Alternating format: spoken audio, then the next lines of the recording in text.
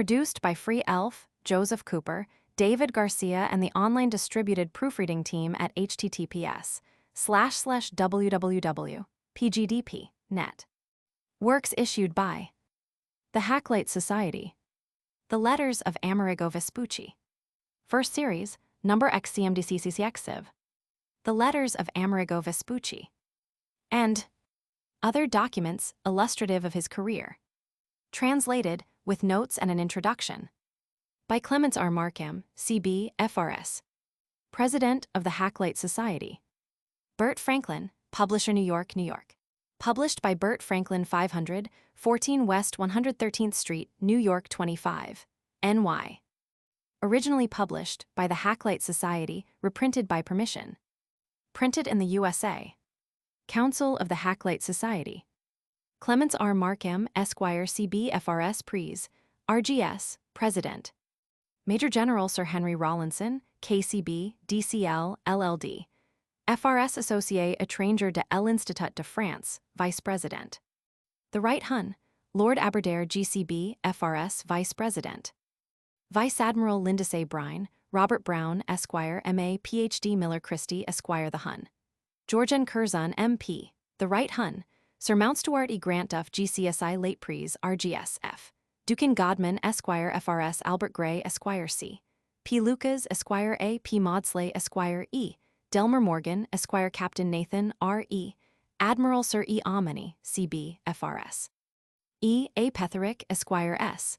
W. Silver, Esquire Couts Trotter, Esquire Prof. E. B. Tyler, D.C.L., Captain W. J. L. Wharton, R.N. William Foster, Esquire, Honorary Secretary. Contents. Pay. Introduction I. Letter of Amerigo Vespucci to a Magnificent Lord. First voyage, second voyage, third voyage, fourth voyage. Letter of Amerigo Vespucci to Lorenzo Pietro, F. de Medici, evidence of Alonso de Hojda, respecting his voyage of 1499, account of the voyage of Hojda, 1499–1500. By Navarrete letter of the Admiral Christopher Columbus to his son letter of Vianello. To the Seigneury of Venice letter of naturalization, in favor of Vespucci appointment of Amerigo Vespucci as chief pilot. Chapters from Las Casas, which discuss the statements of Vespucci, Chapter 140, CLZV, CLXV, CLXVI, CLXVI, CLXVI, CLZX. Evidence respecting the voyage of Pinzon and Solis Las Casas, Roman 2, Cap. Roman 39, on the voyage of Pinzon and Solis Index. Introduction. The account of the alleged voyage of Amerigo Vespucci in 1497–90, it was written for that worthy's own countrymen, and for foreigners who lived at a distance from the peninsula. When, after some years, the story reached Spain in print, men were still alive who would have known whether any such voyage had ever been made. Among them was the able and impartial historian Las Casas, who considered that the story was false and disproved it from internal evidence. The authority of Las Casas is alone conclusive. Modern investigators, such as Robertson, Munoz, Navarrete, Humboldt, Washington Irving, and Davozac examined the question, and they all came to the same conclusion as Las Casas. The matter appeared to be finally settled until 1865. In that year, M.F. de Varnhagen, Baron of Porto Seguro in Brazil, published a book at Lima, where he was accredited as Brazilian minister, with the object of rehabilitating the Florentines' character for honesty, by arguing that the story of the alleged voyage in 1497–98 was worthy of credit.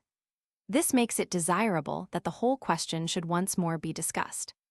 Varnhagen at least deserves the thanks of all students of the history of American discovery for having published, in an accessible form, both the Latin and the Italian texts of the letters of Vespucci.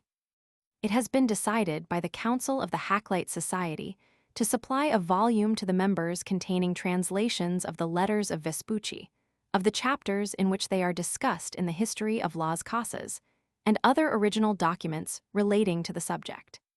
Readers will thus be enabled to form independent judgments on this vexed question, while the introduction will furnish them with the events of the life of Vespucci, and with a review of the arguments in support of Varnhagen's theory, as well as of those which militate against it.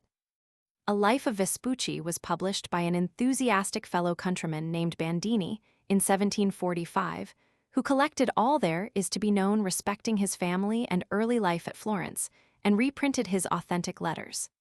Canavi was another biographer, and a still warmer panegyrist. There are 3 spurious letters attributed to Vespucci, but they are now so universally held to be forgeries that they need not occupy our time. We learn from Bandini that Amerigo was the 3rd son of a notary at Florence, named Ser Nastagio Anastasio Vespucci by Lisabetta Mini, and that he was born on March 9, 1451.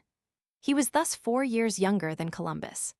Amerigo studied under his uncle, Fra Giorgio Antonio Vespucci, a Dominican monk of St. Marco, at Florence, who taught him Latin. A letter from Amerigo to his father in Latin has been preserved dated on October 18, 1476, at Mugello, near Trebbio, whither he had been sent in consequence of an epidemic then raging at Florence. In the same year, the elder brother, Antonio, was sent to the University of Pisa. He was a scholar and an author. His eldest son, Bartolomeo, rose to be professor of astrology at Pisa and left a son. His second son, Giovanni, eventually joined his uncle Amerigo in Spain and became a pilot. The other brother, Geronimo, went as a merchant to Syria, where he lost all he had made after 9 years of labor. This is stated in a letter to Amerigo, dated July 24, 1489, which was brought to Italy by a priest named Carnesecchi, who was returning. Amerigo Vespucci embraced a mercantile life at Florence, and was eventually taken into the great commercial house of the Medici, the head of which was Lorenzo Piero Francesco di Medici, who succeeded his father, Lorenzo the Magnificent, in 1492. The house had transactions in Spain and required experienced agents at Cadiz. Amerigo, who was then over 40 years of age, and Donato Niccolini were selected for this duty, and took up their residence at Cadiz and Seville in 1492. In December 1495, an Italian merchant named Juanoto Berardi died at Seville, and Vespucci was employed to wind up his affairs. This Berardi had contracted, on April 9, 1495, to supply the government with 12 vessels of 900 tons each for the Indies. He handed over the first 4 in the same April, 4 more in June, and the rest in September, but unluckily the 4 last were wrecked before delivery. On the 10th of April 1495, the Spanish government broke faith with Columbus, and contrary to the concession made to him, free navigation was allowed to the Indies on condition that the ships sailed from Cadiz and were registered as submitting to certain engagements as regards the state. Gamarra, an unreliable authority, alleges that many vessels took advantage of this concession. It is likely enough that some were sent on commercial ventures, but it is grossly improbable that any discoveries of importance were made and left entirely unrecorded. The admiral remonstrated against the infraction of his rights, and the order of April 10, 1495, was cancelled on June 2, 1497. During this period, Vespucci was engaged at Cadiz as a provision contractor. A record is preserved of his having received 10,000 maravedis from Treasurer Pinelo on January 12, 1496, for payment of sailors' wages, and we learn from Munoz that other entries prove that Vespucci continued his business of provision merchant at least until May 1498. He contracted for 1, if not for 2, of the expeditions of Columbus. A very civil and plausible man was this beef contractor, and the admiral spoke of him, 7 years afterwards, as being very respectable hombre mai de bien. In 1499, the very respectable contractor, who was approaching the age of 50, determined to retire from business and go to sea.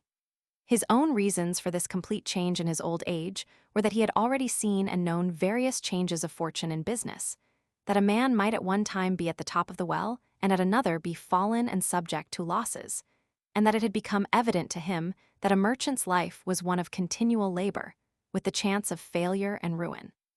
It was rather late in life to make these discoveries, and it may fairly be suspected that there was some more concrete reason for his change of life which he concealed under these generalities. The expedition in which Vespucci sailed was organized and fitted out by Alonso de Ojeda in 1499. Columbus, having discovered the island of Trinidad and the mainland of South America on the 31st of July 1498, arrived at San Domingo in the end of August. In October, he sent 5 ships to Spain with the news of the discovery, a chart of the new coastline and islands, and a report containing mention of the existence of pearls. These precious documents fell into the hands of Bishop Fonseca, who showed them to Hojda, a man whom he favored. The bishop suggested that his protégé should equip an expedition to reap all the advantages to be derived from the discoveries of the admiral, and granted him a license. Hojda was nothing loth, but he was in want of funds, and only succeeded in fitting out 4 vessels by promising shares of the expected profits to persons in Seville and Cadiz who would advance money. Vespucci seems to have been one of these promoters of Hojda's voyage. Las Casas supposes that he was taken on board as a merchant who had contributed to the expenses, and also possibly on account of his theoretical knowledge of cosmography, of which he doubtless made the most. As there is no doubt that Vespucci wrote the famous letters from Lisbon, we may gather some idea of the man from their contents. He was fond of airing his classical knowledge, though it was a mere smattering, for he thought that Pliny was the contemporary of Mecaenas, and that the sculptor Polycletus was a painter. On the other hand, he quotes Petrarch, and gives a correct reference to a passage in Dante's Inferno. He was inaccurate in his narratives and regardless of the truth, as was ably shown by Las Casas, while he habitually assumed the credit of work which belonged to his superiors, and pretended to knowledge and influence which he could never have possessed. Though externally civil and obliging, he harbored jealousy and hatred in his heart, and was disloyal towards the men under whom he served. Of his natural ability there can be no doubt. He wrote well, and some of his stories are capitally told. He must have been a plausible talker, so that, by such men as Fonseca and Peter Martyr, the theoretical pretender was taken at the value he put upon himself, and was believed to be a great pilot and navigator. He was certainly not a practical navigator, much less a pilot, as the term was understood in those days. Hojda in his evidence said that he took with him Juan de la Cosa and Amerigo Vespucci and other pilots. In this sentence, the other pilots must be intended to be coupled with Juan de la Cosa, not with Amerigo Vespucci. A man of 50 years of age could not go to sea for the first time and be a pilot. The thing would be absurd now, but it would be much more absurd in the 15th century. With the perfectly graduated and adjusted instruments, the facilities for calculations, and the appliances of all kinds with which the modern navigator is supplied, the business of the sea may be learnt more quickly than in former days. Yet no one would now dream of calling a middle-aged man an expert navigator, because he had read a book on astronomy and made 1 or 2 voyages. In the 15th century, the instruments were of the roughest kind, and much more depended on the skill and intuitive instincts of the seaman himself, qualifications which could only be acquired by a long training and many years of experience. Vespucci has the assurance to talk of his astrolabe and quadrant and sea chart, and to write disparagingly of the trained pilots of whom he was jealous. But his own writings make it clear to any seaman that the Florentine contractor was merely a landlubber with a smattering of Sacrobosco or some other work de sfera, which enabled him to impose upon his brother landsmen by talking of climates, of steering by winds, and of measuring diameters of fixed stars. Hojda certainly did not ship a pilot when he took Amerigo Vespucci on board, but a very clever and very plausible landsman with a keen eye to his own interests. Alonso de Hojda left Cadiz with 4 vessels on May 20, 1499. Endeavoring to steer by the chart of Columbus, he made a landfall at some distance to the south of Paria, off the mouths of the Orinoco. Coasting along to the northward, he came to the Gulf of Paria, went out by the Boca del Drago, and visited the island of Margarita. He then proceeded along the coast of the continent, visited Curacoa, which he called the Isla de los Gigantes, and came to the Gulf of Maracaibo, where he found a village built on piles, which was named Venezuela or Little Venice. His most western point was the province of Cuquibicoa and the Cabo de la Vila. His discovery consisted of 200 leagues of coast to the west of Paria. Along this coast, Hojda obtained gold and pearls. He had an encounter with the natives, in which 1 Spaniard was killed and about 20 wounded, the place being named Puerto Flechado. He refitted in a harbor where the people were friendly, and which Amerigo considered to be the best harbor in the world. Las Casas believed this to have been Cariaco, near Cumana. On leaving the coast, Hojda proceeded to Espanola, where he behaved in the outrageous manner described by Las Casas, remaining 2 months and 17 days, from September 5, 1499 to November 22, finally visiting some islands, probably the Bahamas, and carrying off 200 natives as slaves. Hojda returned to Cadiz in February 1500. In the same year, Juan de la Cosa, the pilot of the expedition, compiled his famous map of the world, on which he delineated this new coastline from Paria to Cabo de la Vila, the extreme point of continental land that was known up to that time. On this coastline, he placed 22 names, including the Boca del Drago, Margarita, the Isla de los Gigantes, the Lake of Venezuela or Little Venice, and the Cabo de la Vila. The map of Juan de la Cosa is important when we come to the consideration of the statements in the letters of Vespucci. The Florentine, on his return from this voyage, took up his residence at Seville. Here, according to his own account, he received a message from the King of Portugal, asking him to come to Lisbon. The bearer of the message was a countryman of his own, named Giuliano di Bartolomeo di Giocondo, and Vespucci would have us believe that the king attached importance to his entering the Portuguese service. The Visconde de Santarém has searched the archives in the Torre do Tombo at Lisbon, and all the Portuguese documents in Paris, without once meeting with the name of Vespucci. This absence of all official allusion to him points to the conclusion that he never held any important position as pilot or commander. He asserts that he joined a Portuguese expedition of discovery along the coast of Brazil, which sailed on March 10, 1501, and returned on September 7, 1502. In the following March or April, 1503, he addressed a letter to the head of the mercantile house to which he had belonged, Lorenzo Piero Francesco di Medici, giving his account of the voyage. On May 10, 1503, he sailed from Lisbon on another voyage, returning on June 28, 1504.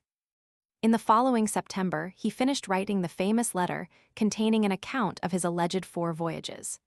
The original Italian version was sent to a magnificent lord, who is supposed to have been Piero Soderini, Gonfalonier of Florence in 1504, and a French translation was sent to René, Duke of Lorraine. Soon afterwards, Vespucci left the Portuguese service and returned to Spain. In February 1505, the Admiral Christopher Columbus was laid up with an illness at Seville, while his brother and his son Diego were at court. Vespucci, having returned to Spain from Lisbon, went to pay his respects to the great discoverer, and the admiral entrusted him with a letter to his son. The bearer of this letter, wrote Columbus, is going to court on matters relating to navigation. He always showed a desire to please me, and he is a very respectable man. Fortune has been adverse to him, as to many others. His labors have not been so profitable to him as might have been expected. He leaves me with the desire to do me service if it should be in his power. Vespucci had evidently been complaining to the admiral that his Portuguese service had been a failure and had brought him no profit. He went on to the court of Ferdinand and soon obtained employment, receiving letters of naturalization on the 24th of April 1505, but there is no record of his ever having been of any service to the admiral. He was very plausible and knew how to ingratiate himself with men in power. It was intended to send him on a voyage of discovery with Vicente Yanez Pinzon, and in 1506 and 1507 he was engaged in purchasing provisions for the voyage. But the idea of dispatching this expedition was abandoned in 1508. It has been supposed, from a sentence in a letter from Hieronimo Vianello, the Venetian ambassador, dated at Burgos on December 23, 1506, that Vespucci accompanied Juan de la Cosa on a voyage of discovery to the Indies during that year. The 2 ships have arrived from the Indies, which went on a voyage of discovery under Juan Biscayne and Amerigo Fiorentino. But Vianello must have been misinformed. There are documentary proofs that Vespucci was in Spain until August 1506. It is highly probable that the voluble Florentine retailed the story of Juan de la Cosa's voyage in such a way as to give Vianello the impression that the narrator took part in it himself. The story of the voyage, as we find it in the letter of the Venetian ambassador, is quite in Vespucci's manner. On the 6th of August 1508, Amerigo Vespucci received the appointment of chief pilot, Piloto Mayor of Spain, with a salary of 75,000 maravedis a year. The real titulo, or commission, is a curious and very interesting document. He is ordered to prepare an authoritative chart, called a Padron General, on which all discoveries are to be shown, and whence the charts for all ships are to be copied, and he is also to examine all pilots in the use of the astrolabe and quadrant, and to give instruction in his house at Seville. Vespucci was able to give theoretical instruction in cosmography, although a man who first went to sea when he was nearly 50 and who had only made 3 voyages could not be an experienced pilot. With such experts as Juan de la Cosa, Juan Diaz de Solis, Vicente Pinzon, and others available, it was indeed a strange selection. But Ferdinand and Fonseca were notorious for their bad appointments. Columbus was sent home in chains, Blasco Núñez de Balboa was beheaded, while high places, for which they were more or less unfit, were entrusted to Ovando, Bobadilla, Pedrarias, and Vespucci. Vespucci held the appointment of chief pilot until the 22nd of February 1512, when he died at Seville, aged 61. He had married a Spaniard named Maria Cerezo, but left no children. His widow received a pension of 10,000 maravedis to be paid out of the salary of her husband's successor, Juan Diaz de Solis. Vespucci left his papers to his nephew Giovanni, son of his brother Antonio, who received the appointment of a royal pilot, with a salary of 20,000 maravedis, on May 22, 1512. He went as chief pilot in the expedition of Pedrarias de Villa in 1514 and is mentioned as a royal pilot in 1515 and 1516. In 1524, he was a member of the Badajoz Commission, but was dismissed in March 1525. This is all that is known of the life of Amerigo Vespucci, beyond what is contained in his own letters, which we will now proceed to consider in detail. Of the 2 letters of Vespucci that have been preserved, the earliest was written from Lisbon in March or April 1503 and was addressed to Lorenzo Piero Francesco di Medici. The original Italian text is lost, but it was translated into Latin by Jocundus Interpreter, who is supposed to have been the same Giuliano di Bartolomeo di Giocondo who brought the invitation to Vespucci to come to Portugal in 1501. The letter describes the voyage of discovery sent from Lisbon in May 1501, in which Vespucci alleged that he took part. He alludes to a previous letter in which he had fully described the new countries and continues, "It is lawful to call it a new world, because none of these countries were known to our ancestors, and to all who hear about them, they will be entirely new." He does not mention the name of the commander of the expedition and assumes all the glory of the discovery for himself. "I have found a continent in that southern part more populous and more full of animals than are Europe or Asia or Africa. Moreover, the safety of the ships, their navigation across the ocean, their escape from perils, were all due to this wonderful beef contractor, if we are to believe his own account.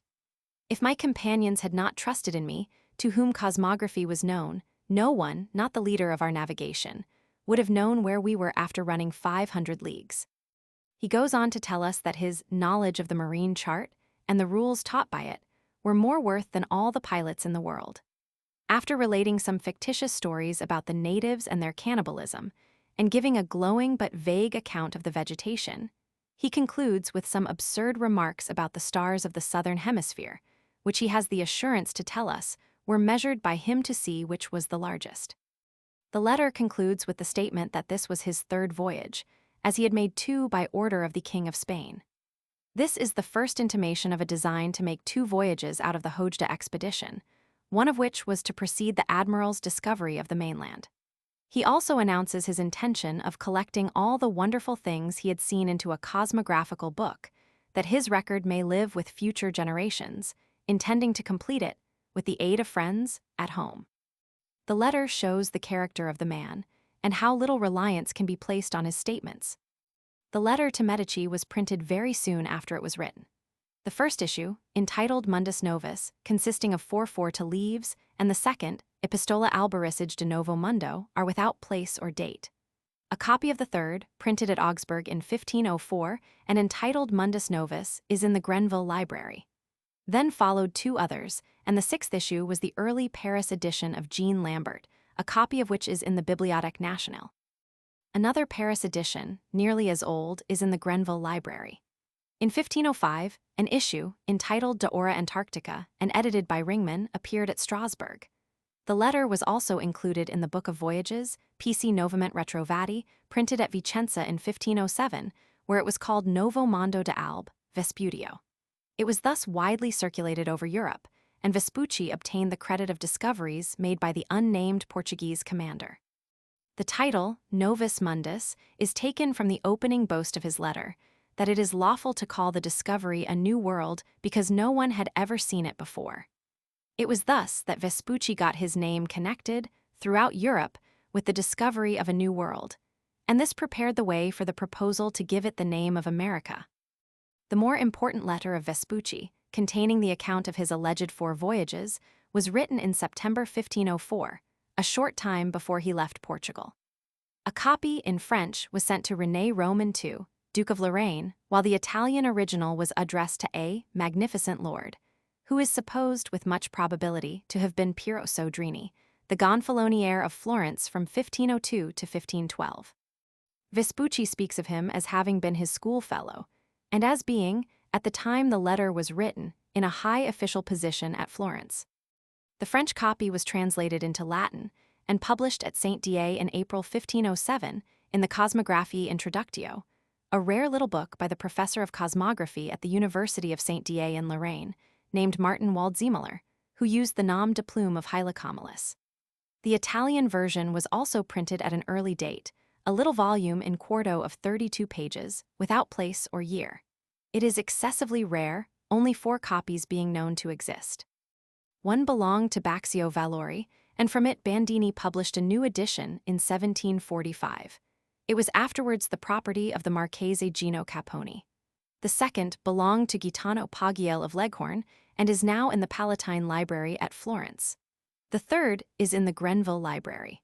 The fourth belonged to the Carthusian Monastery at Seville and was bought by Varnhagen in 1863 at Havana. The Medici letter, and both the Latin and Italian versions of the Soderini letter, are given by Varnhagen in his work on Vespucci. There are 44 words or expressions of Spanish or Portuguese origin in the Italian version, which Vespucci must have got into the habit of using during his long residence in Spain, even when writing in his own language. 12 of these refer to things belonging to the sea or ships, an indication that Vespucci was ignorant of maritime affairs before he went to sea with Hojda in 1499. But the Hispanicisms also show that the letter to Soderini was written by an Italian who had lived for several years among Spaniards. Vespucci answers to this description. He had been 10 years in Spain or Portugal, or in Spanish or Portuguese ships, when he composed the letter to Soderini. The feature in Vespucci's letters that has struck nearly all the students who have examined them is their extraordinary vagueness. Not a single name of a commander is mentioned, and in the account of the 2 Spanish voyages, there are not half a dozen names of places. The admirers of Vespucci explain this away by pointing out that he was corresponding with a friend and only wrote what was likely to amuse him, and that he refers to a book he had written for fuller details.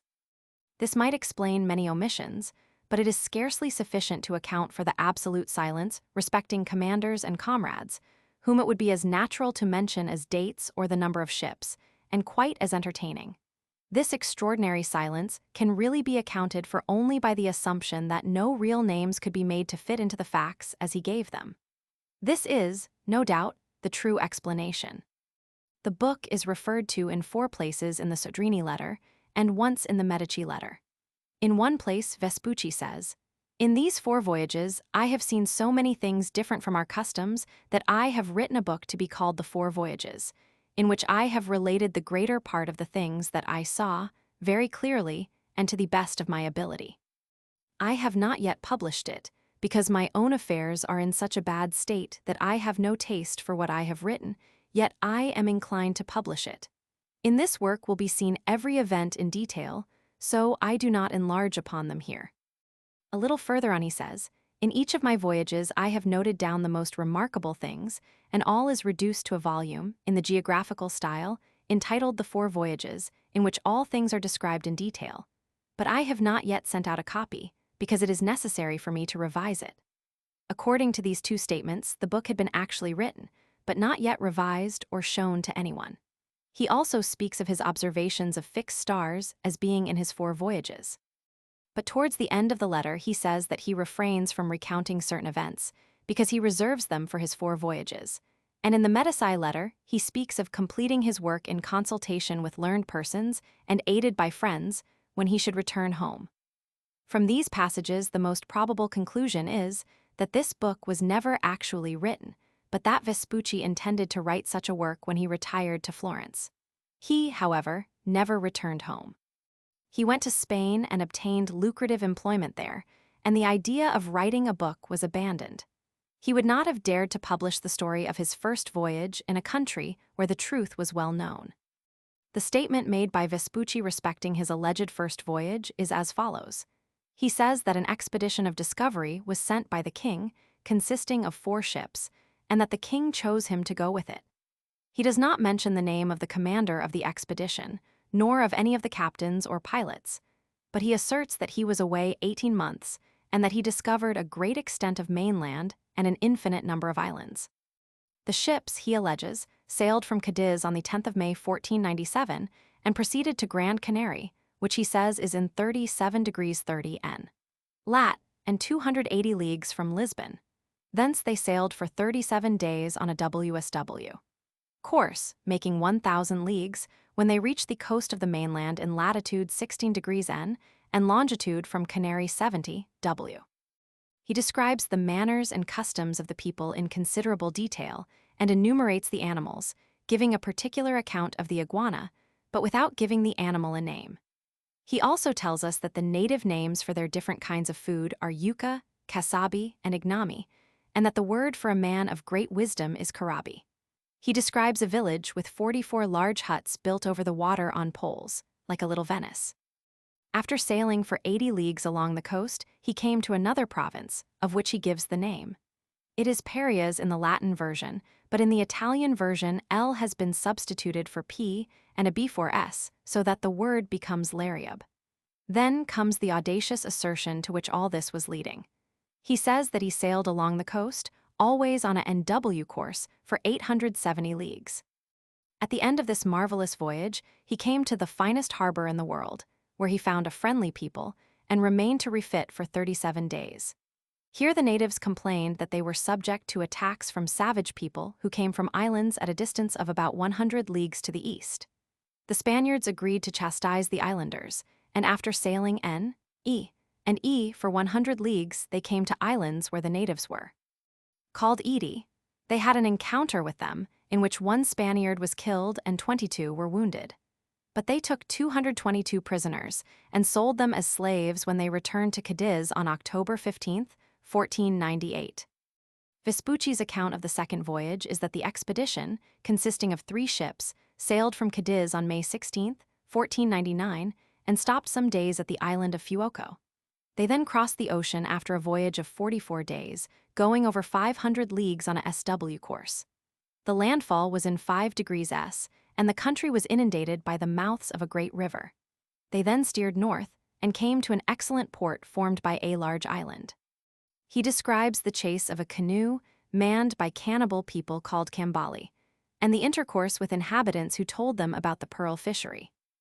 They next landed on an island, 15 leagues from the land, where the inhabitants, for want of water, chewed a green herb mixed with white powder. Leaving this island, they came to another where the people were so tall that it was named the Island of the Giants. They continued to sail along the coast, having many encounters with the natives. They found the latitude to be 15 degrees N, and here they came to a harbor for repairing their ships, where the inhabitants were very friendly. They remained 47 days and collected many pearls. Departing from this port, they shaped a course for Antigua Espanola, where they obtained supplies, remaining 2 months and 17 days. Here, he says, they endured many dangers and troubles from the same Christians who were in this island with Columbus, and he believed this was caused by envy. They left the island on the 22nd of July, and after a voyage of a month and a half, they returned to Cadiz on the 8th of September, the year not given. Las Casas, giving Vespucci credit for 2 voyages, seems to have thought that he might have been with Hojdar again on his second voyage from 1502 to 1504. But Vespucci asserts that he was in Portugal or serving on board Portuguese ships during the whole of that period. The first voyage appears, both from internal and external evidence, to be imaginary. The second voyage is the first of Hojdar inaccurately told, while 2 or 3 incidents of the Hojda voyage are transferred to the imaginary first voyage. The assertion that the king sent an expedition of discovery, consisting of 4 ships, in May 1497, is not corroborated. There is no record of any such expedition, and there is much collateral evidence, which will be discussed further on, that no expedition was dispatched by the king in that year. If such a royal expedition had been dispatched, with such marvelous results, Las Casas could not have been ignorant of the fact. It has been suggested that 4 out of 12 ships supplied to the king by Juanato Berardi might have been used for this expedition, and that its dispatch is not impossible, because May 10, 1497, the date of sailing given by Vespucci, is previous to June 2, 1497, the date of the royal order cancelling permission for private ships to go to the Indies. But the alleged expedition was sent by the king and was not a private one. It is more likely that Vespucci purposely selected a date previous to June 2nd. The voyage across the Atlantic to the mainland, in 16 degrees N, is described by Vespucci as having been performed in 37 days, with a WSW course and a distance of 1,000 leagues. Such a course and distance would have taken him to the Gulf of Paria, not to a coast in latitude 16 degrees N, even with a course direct to that point, and disregarding the intervening land, the distance he gives would leave him 930 miles short of the alleged position. No actual navigator would have made such a blunder. He was quoting the reckoning from Hojda's voyage and invented the latitude at random. When he came to his second voyage, to make a difference, he halved the distance, saying that he was 44 days going 500 leagues on a SW course. He also gives 15 degrees as the latitude of the coast discovered when he was with Hojda, though no part of that coast is north of 13 degrees. His crowning statement that, starting from 23 degrees N, he went 870 leagues along a coast always on a NW course is still more preposterous. Such a course and distance would have taken him right across the continent of North America into British Columbia. Varnhagen accepts the Florentines' latitudes and assumes that when in 23 degrees N he was near Tampico, on the coast of Mexico. But he rejects the impossible courses and distances of Vespucci, substituting an imaginary voyage of his own, by which he takes our contractor along the coast of North America, round the peninsula of Florida, and up to Cape Hatteras, where, he confesses, the finest harbor in the world is not to be found. But such a voyage is a pure assumption, and as a serious argument it is quite inadmissible. The evidence is the other way. The latitudes are wrong, judging from the one latitude given by the Florentine in his second voyage, while the courses and distances might be relied upon as roughly correct if they were given by an honest man. Their absurdity proves the imposture. From the best harbor in the world, Vespucci says that he went eastward for 100 leagues to some very populous islands called Iti, where the people, after severe fighting, were defeated by the Spaniards, 222 being carried off as slaves. Having brought his protege to Cape Hatteras, Varnhagen would identify Iti with Bermuda. But there were no natives on Bermuda when it was discovered, and no indications that it had ever been inhabited. The islands where this wholesale kidnapping took place, if the story has any foundation in fact, were probably the Windward Islands or the Bahamas, visited by Hojda with this object after he left St. Domingo. The word Iti appears to have been an invention of Vespucci. Perhaps he was thinking of the old Italian form Iti, gone, which he uses in its proper sense in his second Voyageur of Haiti, the native name for Espanola. There are 2, or perhaps 3, incidents in the story of the alleged first voyage, which happened in the voyage when Vespucci was with Hojda. The first is the village built on piles over the water. Such a village was discovered by Hojda at the entrance of the Gulf of Maracaibo and called Little Venice or Venezuela. Vespucci describes exactly the same thing in his first voyage, but does not mention it in his second or Hojda voyage. He took it out of the real voyage in order to embellish the imaginary one. Varnhagen argues that there might easily have been 2 villages built on piles, but that is not the point. The point is that there is no mention of the fact in its proper place, while it occurs in this imaginary voyage in a way that points unmistakably to the source whence it came. Then there is the best harbor in the world, where there were friendly natives and where the ships were refitted, the duration of the stay being given as 37 days in the first and 44 days in the second voyage. evidently the same incident, serving for the imaginary as well as for the real voyage. This best harbor in the world was, according to Las Casas, the Gulf of Cariaco near Cumana, where Hojda refitted. Lastly, there is the encounter with natives, when one Spaniard was killed and 22 wounded. Vespucci asserts that an encounter took place during his first voyage with this number of casualties.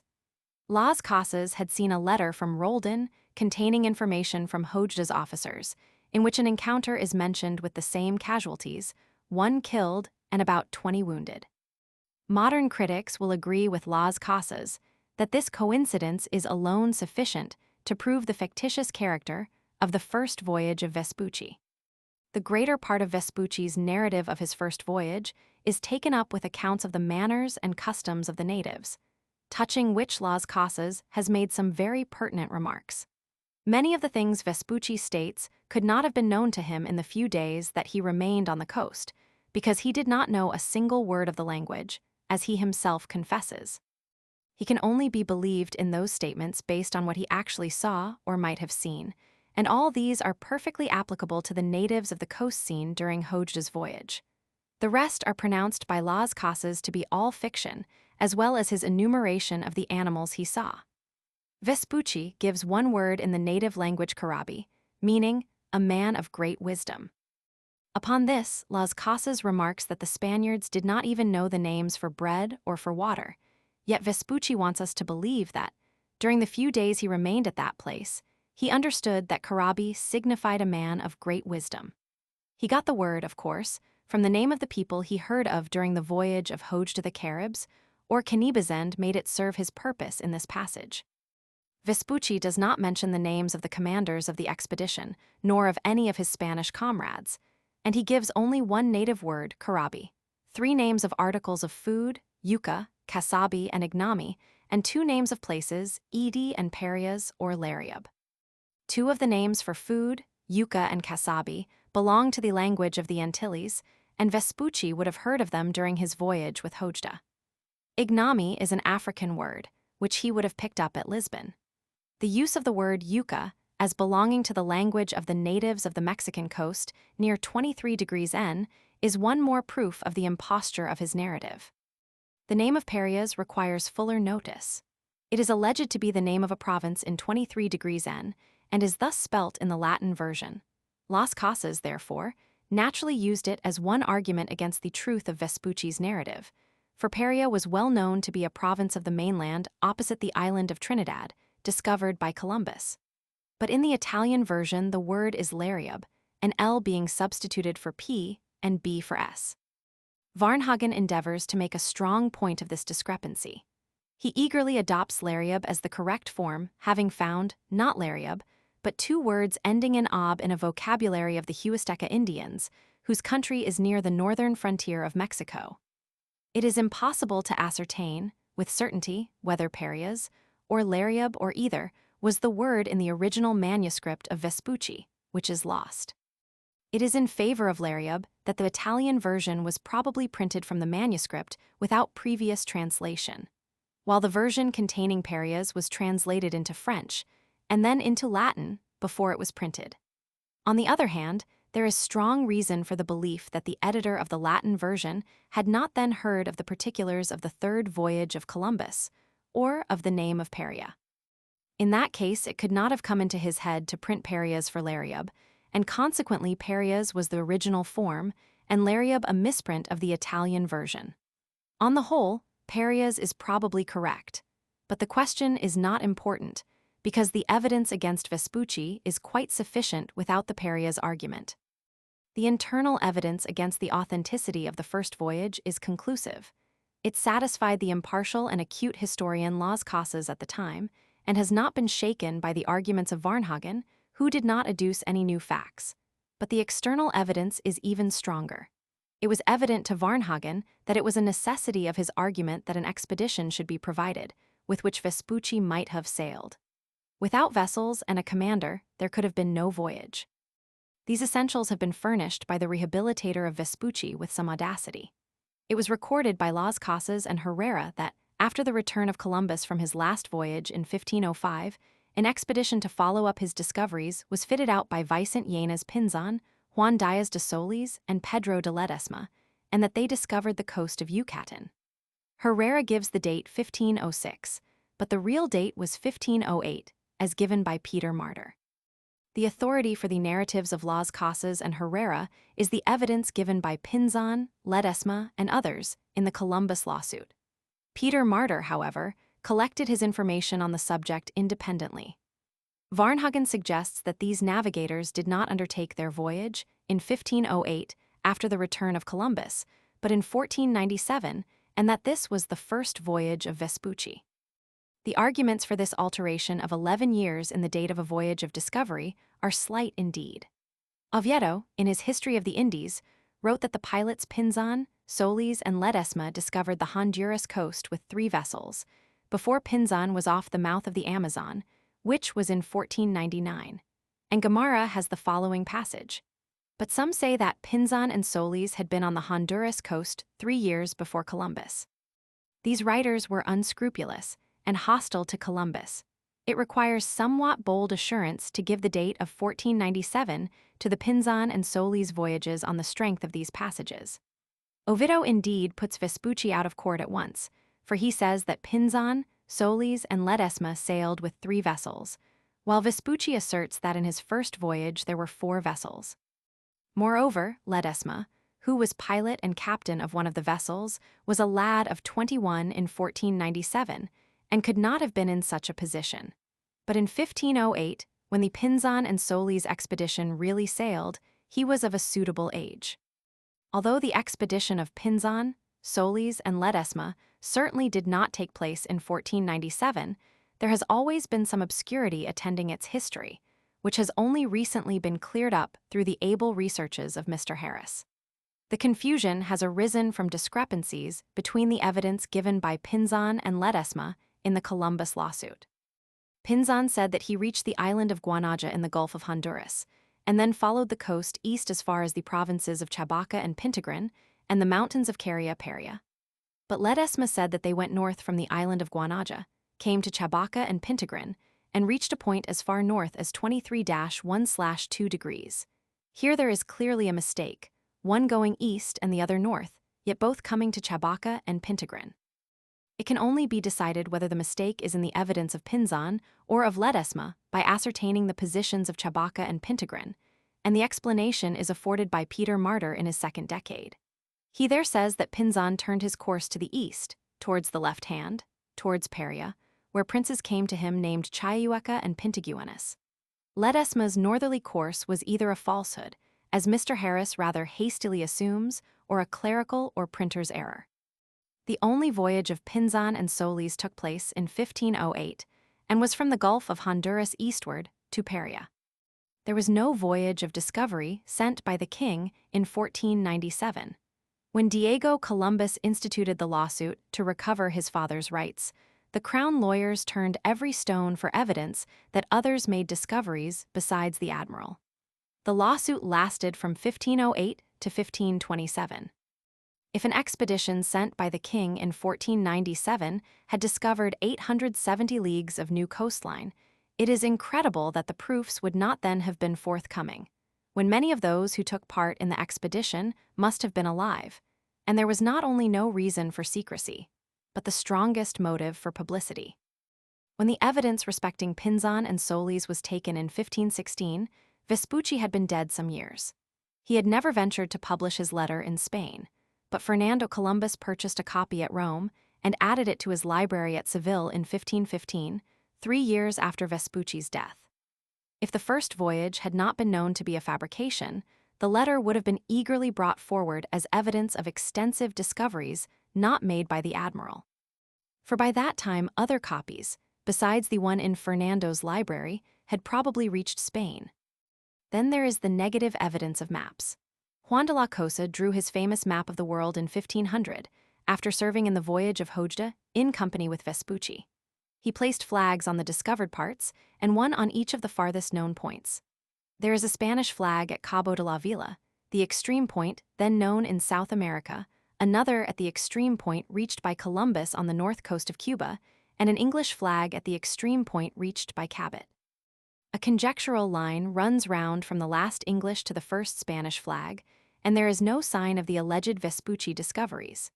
If it is suggested that the Florentine himself kept them secret, without any conceivable object for doing so, there were all his companions to proclaim them, and there must have been an official report. If those 870 leagues of coast had been discovered, the discovery must have been shown on the map of Juan de la Cosa. The Cantino map furnishes additional evidence against Vespucci of an interesting kind. This map of the world was compiled for the Duke of Ferrara by order of Alberto Cantino to illustrate the voyages of court reel. It was drawn by a Portuguese draftsman at Lisbon and was finished in the autumn of 1502, having been paid for in November of that year. On the Cantino map, the coastline discovered by Hojda in 1499 is shown. It is not copied from the map of Juan de la Cosa, for most of the names are different, but the information must have been supplied by someone who was in Hojda's expedition. Vespucci was in Lisbon in the autumn of 1502. It is, therefore, almost certain that this coastline was laid down from information supplied by Vespucci. If Vespucci, in 1497, had discovered a coastline between 16 degrees and 23 degrees N, and another coastline extending from 23 degrees N for 870 leagues NW, these marvelous discoveries would also appear on the Cantino map. But there is not a sign of them. We may conclude from this that Vespucci had not yet conceived the idea of the fictitious voyage of 1497 when he assisted Cantino's draftsman in the autumn of 1502. The imposture is first hinted at some 6 months afterwards in the Medici letter of March 1503. Peter Martyr gives corroborative evidence that Vespucci assisted the Portuguese cartographer. He says that he visited Bishop Fonseca and was shown many of those maps which are commonly called the shipman cards or cards of the sea, of the which one was drawn by the Portugals. Warunto Americus Vespucius is said to have put his hand, being a man expert in this faculty and a Florentine born. Further evidence against Vespucci is furnished by the map which was prepared in 1511 to illustrate Peter Martyr's decades. This author was personally acquainted with Vespucci, who was then chief pilot of Spain, and was intimate with his nephew Giovanni. Yet there is not a sign of Vespucci's alleged discoveries in 1497 on the map of 1511. There was no motive for secrecy on the part of Vespucci or on the part of the captains and pilots of the 4 ships. On the contrary, their interest was to make the discoveries public and get credit for them. Bermuda appears for the first time on the map of 1511, having been discovered by Juan Bermudez, but there is no mention of Haiti. In this same year, Ponce de Leon obtained a concession for the discovery of that very coast of Florida, which, according to Varnhagen, had been discovered in its whole extent by Vespucci 14 years before. The concession was actually made on the condition that the coast had not been discovered before, and Vespucci was then chief pilot. It is incredible that Vespucci and all his companions should have combined to conceal their wonderful discoveries without any conceivable reason, their silence being most injurious to themselves. It is still more incredible that the king should have put such a condition into the concession to Ponce de Leon, if it was true that the coast in question had been discovered 14 years before by an expedition dispatched by himself. The evidence against Vespucci is cumulative and quite conclusive. His first voyage is a fabrication.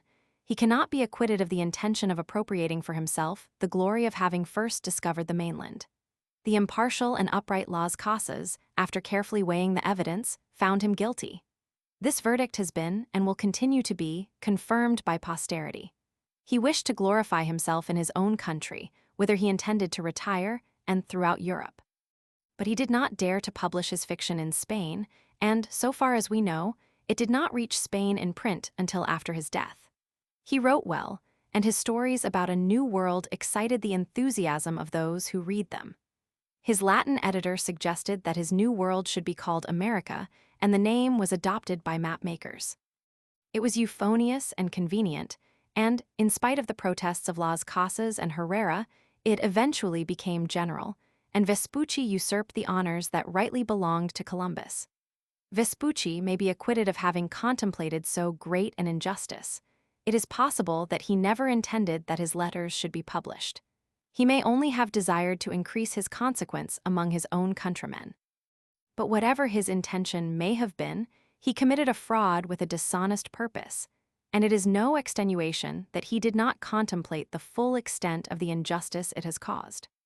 The investigation of Vespucci's statements contained in the first and second voyages destroys all confidence in his unsupported word. When we proceed to examine his account of the voyages alleged to have been made by him in Portuguese ships, there is no mention either of Vespucci or of Giocondi, who is alleged to have brought him the invitation from the king to come to Portugal, either in the voluminous Portuguese archives or in the contemporary chronicle of Damian de Goes. This remarkable silence points to the conclusion that if Vespucci was really in any Portuguese expedition, he can only have filled some very subordinate post, probably sailing as a merchant or a volunteer. Vespucci has given us two accounts of his alleged first voyage with the Portuguese, which he calls his third voyage. The Medici letter is entirely devoted to it, while it is also included in the Sodrini letter. The dates and figures seldom agree in the two letters, and there is evidence throughout them of the random way in which he wrote, and of his disregard for truth or accuracy. Sailing with 3 vessels, on the 10th of March 1501 according to one letter, and on the 15th according to the other, they came to a place called Bezeguic or Beseguir on the west coast of Africa, which Vespucci identifies as Cape Verde, and places in 14 degrees 30 N in one letter, and in 13 degrees within the tropic in the other. Thence they sailed across the ocean for 67 days, or 63 days, on a SW. 1/4 course for 700 leagues, reaching the coast on the 7th or 17th of August, in 5 degrees S.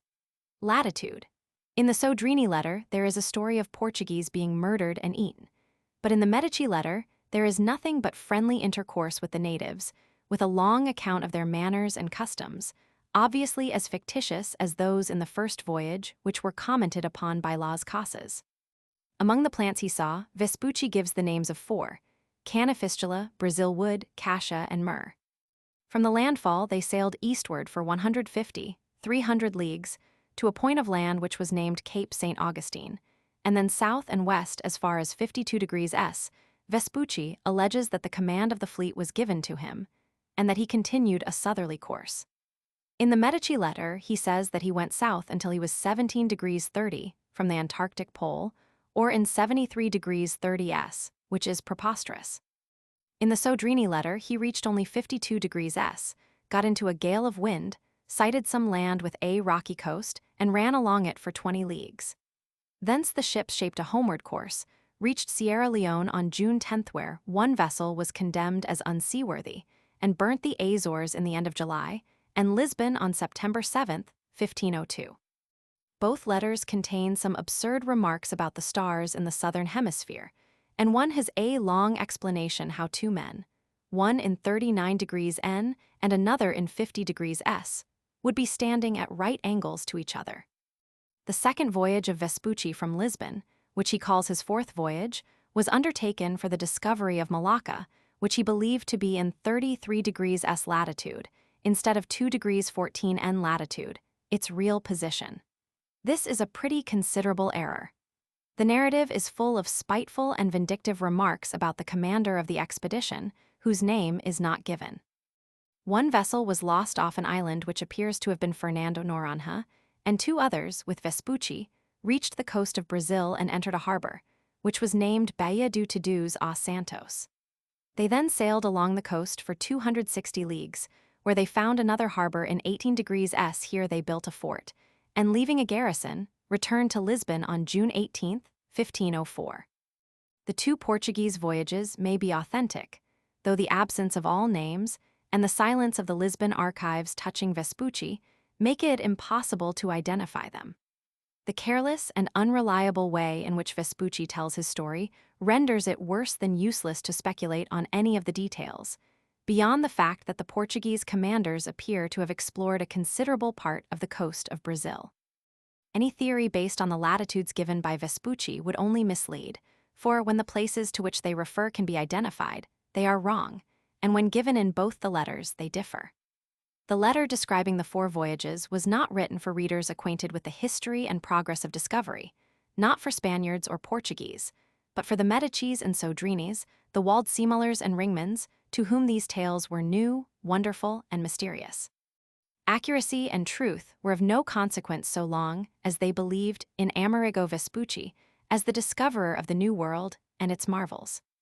The tales of Amerigo Vespucci have a place in the history of geographical discovery and require, although they do not deserve serious consideration, the more so as they have, in recent years, been treated seriously by a learned and accomplished writer such as Varnhagen, who has been followed by 1 or 2 eminent and well-known men of letters. It is, therefore, proper that translations of the letters should be printed by the Hakluyt Society, and that their merits should be fully discussed. In addition to the 2 letters of Vespucci, the present volume contains the evidence taken in the Columbus lawsuit bearing on the subject, the chapters in the history of Las Casas in which the veracity of Vespucci is discussed, the narrative of the voyage of Hojda from Navarrete, and some other documents throwing light on the career of the Florentine adventurer. Letter of Amerigo Vespucci. On the islands newly discovered in his 4 voyages. First voyage of Amerigo Vespucci. Magnificent Lord, I submit humble reverence to you and offer due recommendations. It may be that your magnificence will be astonished at my temerity, that I should dare so absurdly to write the present long letter to your magnificence, knowing that your magnificence is constantly occupied in the high councils and affairs touching the lofty republic. And I may be considered not only presumptuous, but also idle in writing things not convenient to your condition nor agreeable, and written in a barbarous style. But as I have confidence in your virtues and in the merit of my writing, which is touching things never before written upon either by ancient or modern writers, as will be seen, I may be excused by your magnificence. The principal thing that moved me to write to you was the request of the bearer, who is named Benvenuto Benvenuti, our Florentine, who is very much the servant of your magnificence, as he tells me, and a great friend of mine.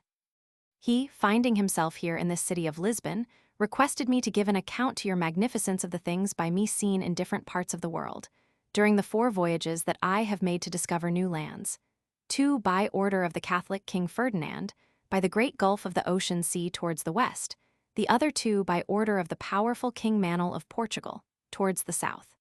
He assured me that you will be pleased, and that in this I might hope to serve you.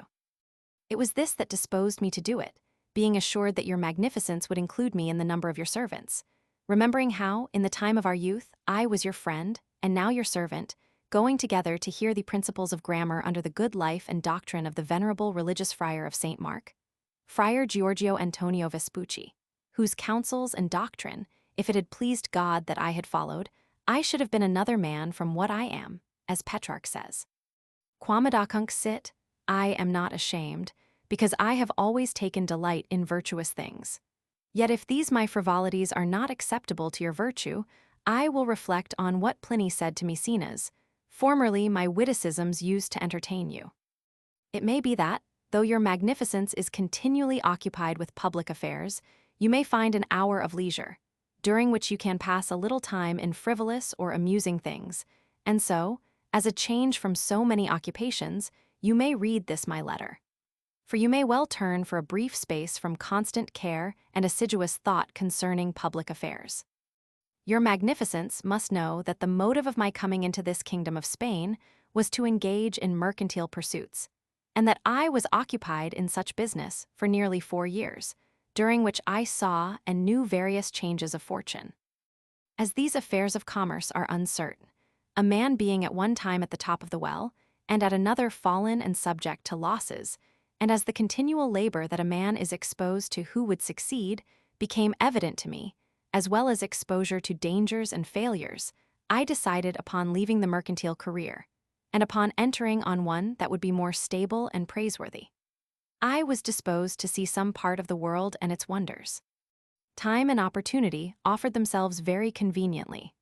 The King Don Fernando of Castile, having ordered 4 ships to be dispatched for the discovery of new lands towards the west, I was chosen by His Highness to go in this fleet to help in the discovery. I left the port of Cadiz on the 10th of May 1497, and we took our way for the great gulf of the ocean sea, on which voyage I was engaged for 18 months, discovering a great extent of mainland and an infinite number of islands, most of them inhabited, of which no mention had been made by ancient writers, I believe because they had not any clear information. If I remember rightly, I have read somewhere that this ocean sea was without inhabitants. Our poet Dante was of this opinion in the 26th chapter of the Inferno, where he treats of the death of Ulysses. In this voyage, I saw many wonderful things, as your magnificence will understand. As I said before, we left the port of Cadiz in 4 ships and began our navigation to the Fortunate Islands, which are now called the Grand Canaria, situated in the ocean sea, on the confines of the inhabited west, within the 3rd climate. Over which place the pole rises from the north, above the horizon 27 degrees and a half, and it is distant from this city of Lisbon 280 leagues, between south and southwest. Here we stayed for 8 days, providing ourselves with wood, water, and other necessaries. From thence, having offered our prayers, we weighed and spread our sails to the wind, shaping our course to the west, with a point to southwest. Our progress was such that at the end of 37 days, we reached land which we judged to be the mainland, being distant from the island of Canaria, more to the west, nearly 1,000 leagues, outside that which is inhabited in the torrid zone. For we found the North Pole was above its horizon 16 degrees, and more to the westward than the island of Canaria, according to the observations with our instruments 70 degrees. We anchored with our ships at a distance of 1.5 leagues from the shore. We got out the boats, and, filled with armed men, we pulled them to the shore. Before we arrived, we had seen many men walking along the beach, at which we were much pleased, and we found that they were naked, and they showed fear of us, I believe because we were dressed and of a different stature. They all fled to a hill, and, in spite of all the signs of peace and friendship that we made, they would not come to have intercourse with us. As night was coming on, and the ship was anchored in a dangerous place, off an open, unsheltered coast, we arranged to get under way the next day, and to go in search of some port or bay where we could make our ships secure. We sailed along the coast to the north, always in sight of land, and the people went along the beach. After 2 days of navigation, we found a very secure place for the ships, and we anchored at a distance of 1/2 league from the land, where we saw very many people. We went on shore in the boats on the same day, and 40 men in good order landed. The natives were still shy of us, and we could not give them sufficient confidence to induce them to come and speak with us. That day we worked so hard with this object by giving them our things, such as bells, looking-glasses, and other trifles, that some of them took courage and came to treat with us. Having established a friendly understanding, as the night was approaching we took leave of them and returned on board. Next day, at dawn, we saw that there were an immense number of people on the beach, and that they had their women and children with them. We went on shore, and found that they all came laden with their food supplies, which are such as will be described in their place. Before we arrived on shore, many of them swam out to receive us at a crossbow shot's distance. For they are great swimmers, and they showed as much confidence as if we had been having intercourse with them for a long time, and we were pleased at seeing their feelings of security. What we knew of their life and customs was that they all go naked, as well the men as the women, without covering anything, no otherwise than as they come out of their mothers' wombs. They are of medium stature and very well proportioned. The color of their skins inclines to red, like the skin of a lion, and I believe that if they were properly clothed, they would be white like ourselves. They have no hair whatever on their bodies, but they have very long black hair, especially the women, which beautifies them. They have not very beautiful faces because they have long eyelids, which make them look like Tartars. They do not allow any hairs to grow on their eyebrows, nor eyelashes, nor in any other part except on the head, where it is rough and disheveled. They are very agile in their persons, both in walking and running, as well the men as the women, and think nothing of running 1 league or 2, as we often witnessed, and in this they have a very great advantage over us Christians. They swim wonderfully well, and the women better than the men. For we have found and seen them many times 2 leagues at sea, without any help whatever in swimming. Their arms are bows and arrows, well made, except that they have no iron nor any other kind of hard metal. Instead of iron, they use teeth of animals or of fish, or a bit of wood well burnt at the point. They are sure shots, and where they aim they hit. In some places the women use these bows. They have other weapons like lances, hardened by fire, and clubs with the knobs very well carved. They wage war among themselves with people who do not speak their language, carrying it on with great cruelty, giving no quarter if not inflicting greater punishment. When they go to war, they take their women with them, not because they fight, but because they carry the provisions in rear of the men. A woman carries a burden on her back, which a man would not carry, for 30 or 40 leagues, as we have seen many times. They have no leader, nor do they march in any order, no one being captain. The cause of their wars is not the desire of rule nor to extend the limits of their dominions, but owing to some ancient feud that has arisen among them in former times. When asked why they made war, they have no other answer than that it is to avenge the death of their ancestors and their fathers. They have neither king nor lord, nor do they obey anyone, but live in freedom. Having moved themselves to wage war, when the enemy have killed or captured any of them, the oldest relation arises and goes preaching through the streets and calling upon his countrymen to come with him to avenge the death of his relation, and thus he moves them by compassion. They do not bring men to justice, nor punish a criminal. Neither the mother nor the father chastise their children, and it is wonderful that we never saw a quarrel among them. They show themselves simple in their talk and are very sharp and cunning in securing their ends. They speak little and in a low voice. They use the same accents as ourselves, forming their words either on the palate, the teeth, or the lips, only they have other words for things. Great is the diversity of languages, for in 100 leagues we found such change in the language that the inhabitants could not understand each other. Their mode of life is very barbarous, for they have no regular time for their meals, but they eat at any time that they have the wish, as often at night as in the day indeed, they eat at all hours. They take their food on the ground, without napkin or any other cloth, eating out of earthen pots which they make, or out of half calabashes. They sleep in certain very large nets made of cotton, and suspended in the air, and if this should seem a bad way of sleeping, I say that it is pleasant to sleep in that manner, and that we slept better in that way than in coverlets. They are a people of cleanly habits as regards their bodies, and are constantly washing themselves. When they empty the stomach, they do everything so as not to be seen, and in this they are clean and decent. But in making water they are dirty and without shame, for while talking with us they do such things without turning round, and without any shame. They do not practice matrimony among them, each man taking as many women as he likes, and when he is tired of a woman, he repudiates her without either injury to himself or shame to the woman. For in this matter, the woman has the same liberty as the man. They are not very jealous, but lascivious beyond measure, the women much more so than the men.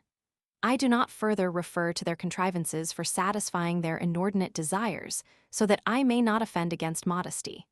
They are very prolific in bearing children, and in their pregnancy they are not excused any work whatever. The parturition is so easy, and accompanied by so little pain, that they are up and about the next day. They go to some river to wash, and presently are quite well, appearing on the water like fish. If they are angry with their husbands, they easily cause abortion with certain poisonous herbs or roots, and destroy the child. Many infants perish in this way. They are gifted with very handsome and well-proportioned bodies, and no part or member is to be seen that is not well formed. Although they go naked, yet that which should be concealed is kept between the thighs so that it cannot be seen. Yet there no one cares, for the same impression is made on them at seeing anything indecent as is made on us at seeing a nose or mouth. Among them, it is considered strange if a woman has wrinkles on the bosom from frequent parturition, or on the belly. All parts are invariably preserved after the parturition as they were before. They showed an excessive desire for our company. We did not find that these people had any laws. They cannot be called Moors nor Jews, but worse than Gentiles. For we did not see that they offered any sacrifices, nor have they any place of worship. I judge their lives to be Epicurean. Their habitations are in common. Their dwellings are like huts, but strongly built of very large trees, and covered with palm leaves, secure from tempests and winds. In some places they are of such length and width that we found 600 souls in one single house. We found villages of only 13 houses where there were 4,000 inhabitants. They build the villages every 8 or 10 years, and when asked why they did this, they replied that it was because the soil was corrupted and infected and caused diseases in their bodies, so they chose a new site. Their wealth consists of the feathers of birds of many colors, or paternosters made of the fins of fishes, or of white or green stones, which they wear on their necks, lips, and ears, and of many other things which have no value for us. They have no commerce and neither buy nor sell. In conclusion, they live and are content with what nature has given them.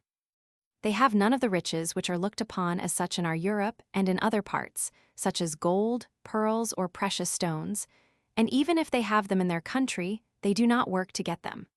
They are liberal in their giving, for it is wonderful if they refuse anything, and also liberal in asking, as soon as they make friends. Their greatest sign of friendship is to give their wives or daughters, and a father and mother considered themselves highly honored when they brought us a daughter, especially if she was a virgin, that we should sleep with her, and in doing this they use terms of warm friendship. When they die, they use several kinds of burial. Some bury their dead with water and food, thinking they will want it. They have no ceremonies of lights, nor of weeping. In some other places, they practice a most barbarous and inhuman kind of interment. This is that when a sick or infirm person is almost in the throes of death, his relations carry him into a great wood and fasten one of those nets in which they sleep to 2 trees. They put their dying relation into it and dance round him the whole of one day. When night comes on, they put water and food enough for 4 or 6 days at his head and then leave him alone, returning to their village. If the sick man can help himself and eats and lives so as to return to the village, they receive him with ceremony, but few are those who escape. Most of them die, and that is their sepulchre. They have many other customs, which are omitted to avoid prolixity. In their illnesses, they use various kinds of medicines, so different from ours that we marveled how anyone escaped. I often saw a patient ill with fever, when the disease was at its height, bathed with quantities of cold water from head to foot. Then they made a great fire all round, making him turn backwards and forwards for 2 hours until he was tired, and he was then left to sleep. Many were cured. They also attend to the diet, keep the patient without food, and draw blood, not from the arm, but from the thighs and loins, and from the calves of the legs. They also provoke vomiting by putting one of their herbs into the mouth, and they use many other remedies which it would take long to recount. They abound much in phlegm and in blood, on account of their food, which consists of roots, fruit, and fish. They have no sowing of grain, nor of any kind of corn. But for their common use they eat the root of a tree, from which they make very good flour, and they call it iuka. Others call it kazabi and ignami. They eat little flesh, unless it be human flesh, and your magnificence must know that they are so inhuman as to transgress regarding this most bestial custom.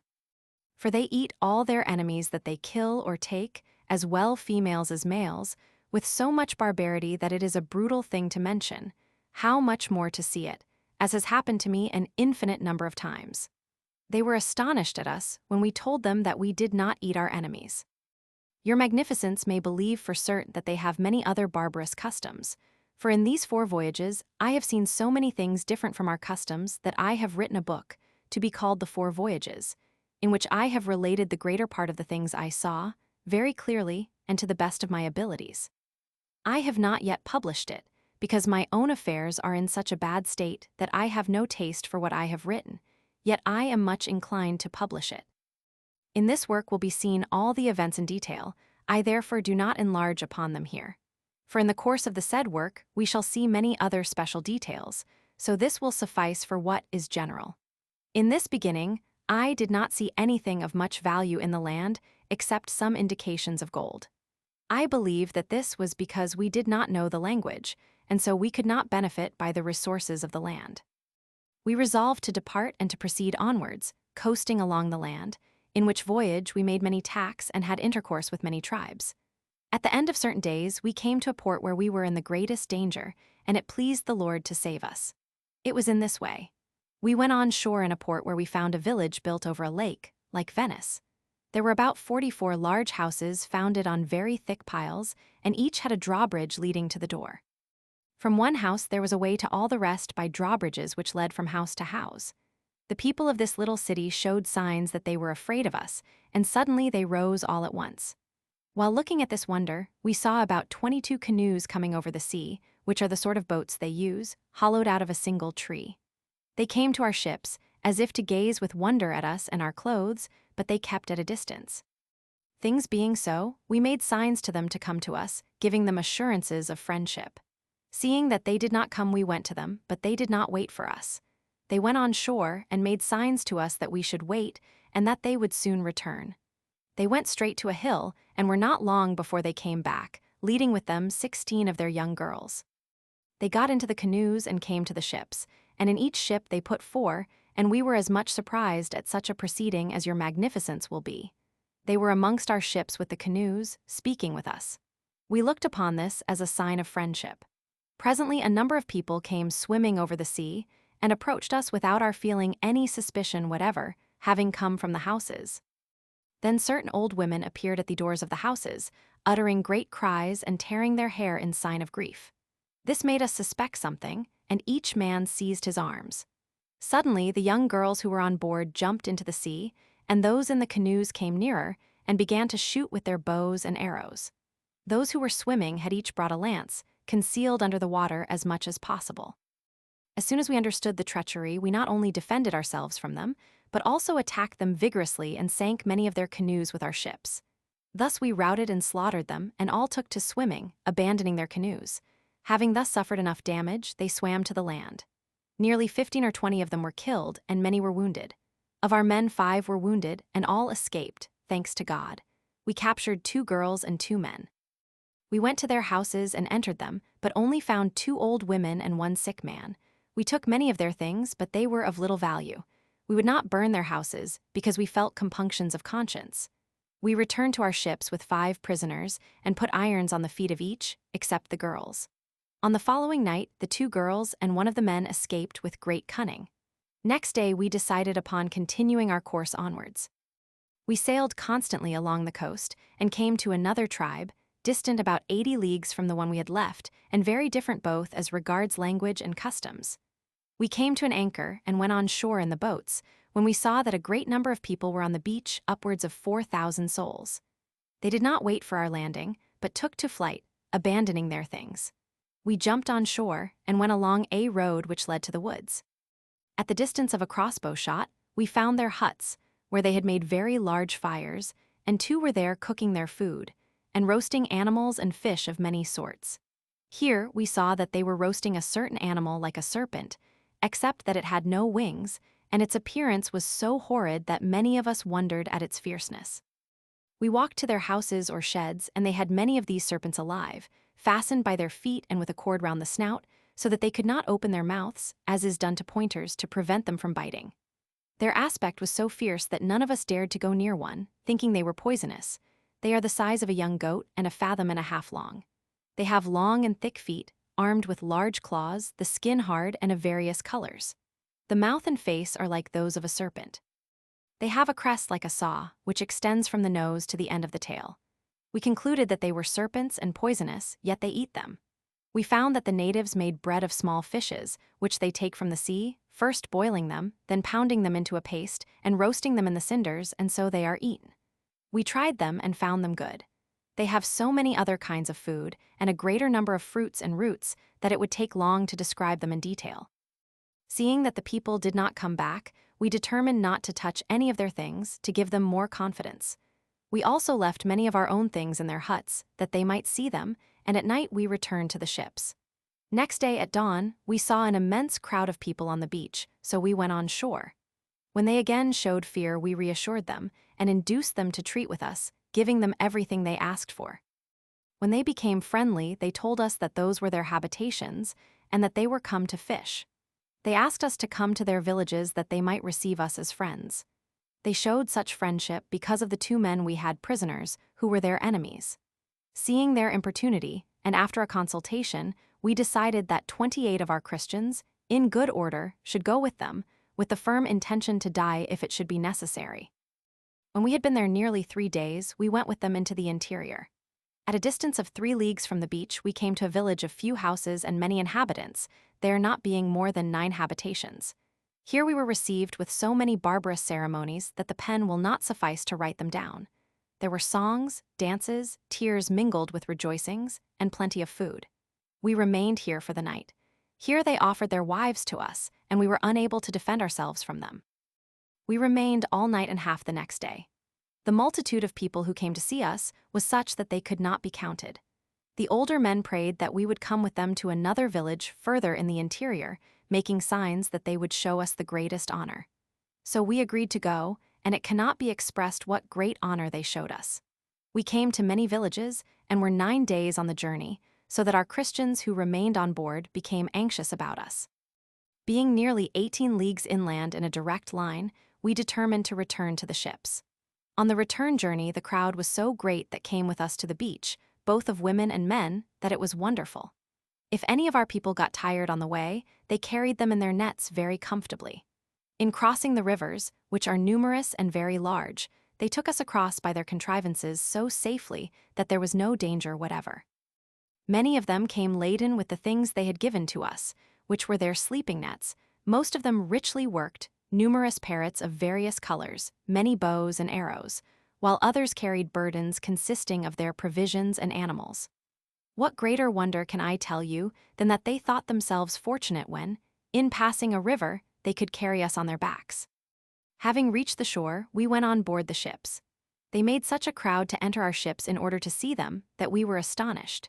We took as many as we could in the boats, and took them to the ships, and so many came swimming that we were inclined to stop such a crowd from being on board, more than 1,000 souls, all naked and without arms. They wondered at our arrangements and contrivances, and at the size of the ships. There happened a laughable thing, which was that we had occasion to fire off some of our artillery, and when the report was heard, the greater part of the natives on board jumped overboard from fear, and began to swim like the frogs on the banks, which, when they are frightened, jump into the swamp. Such was the conduct of these people.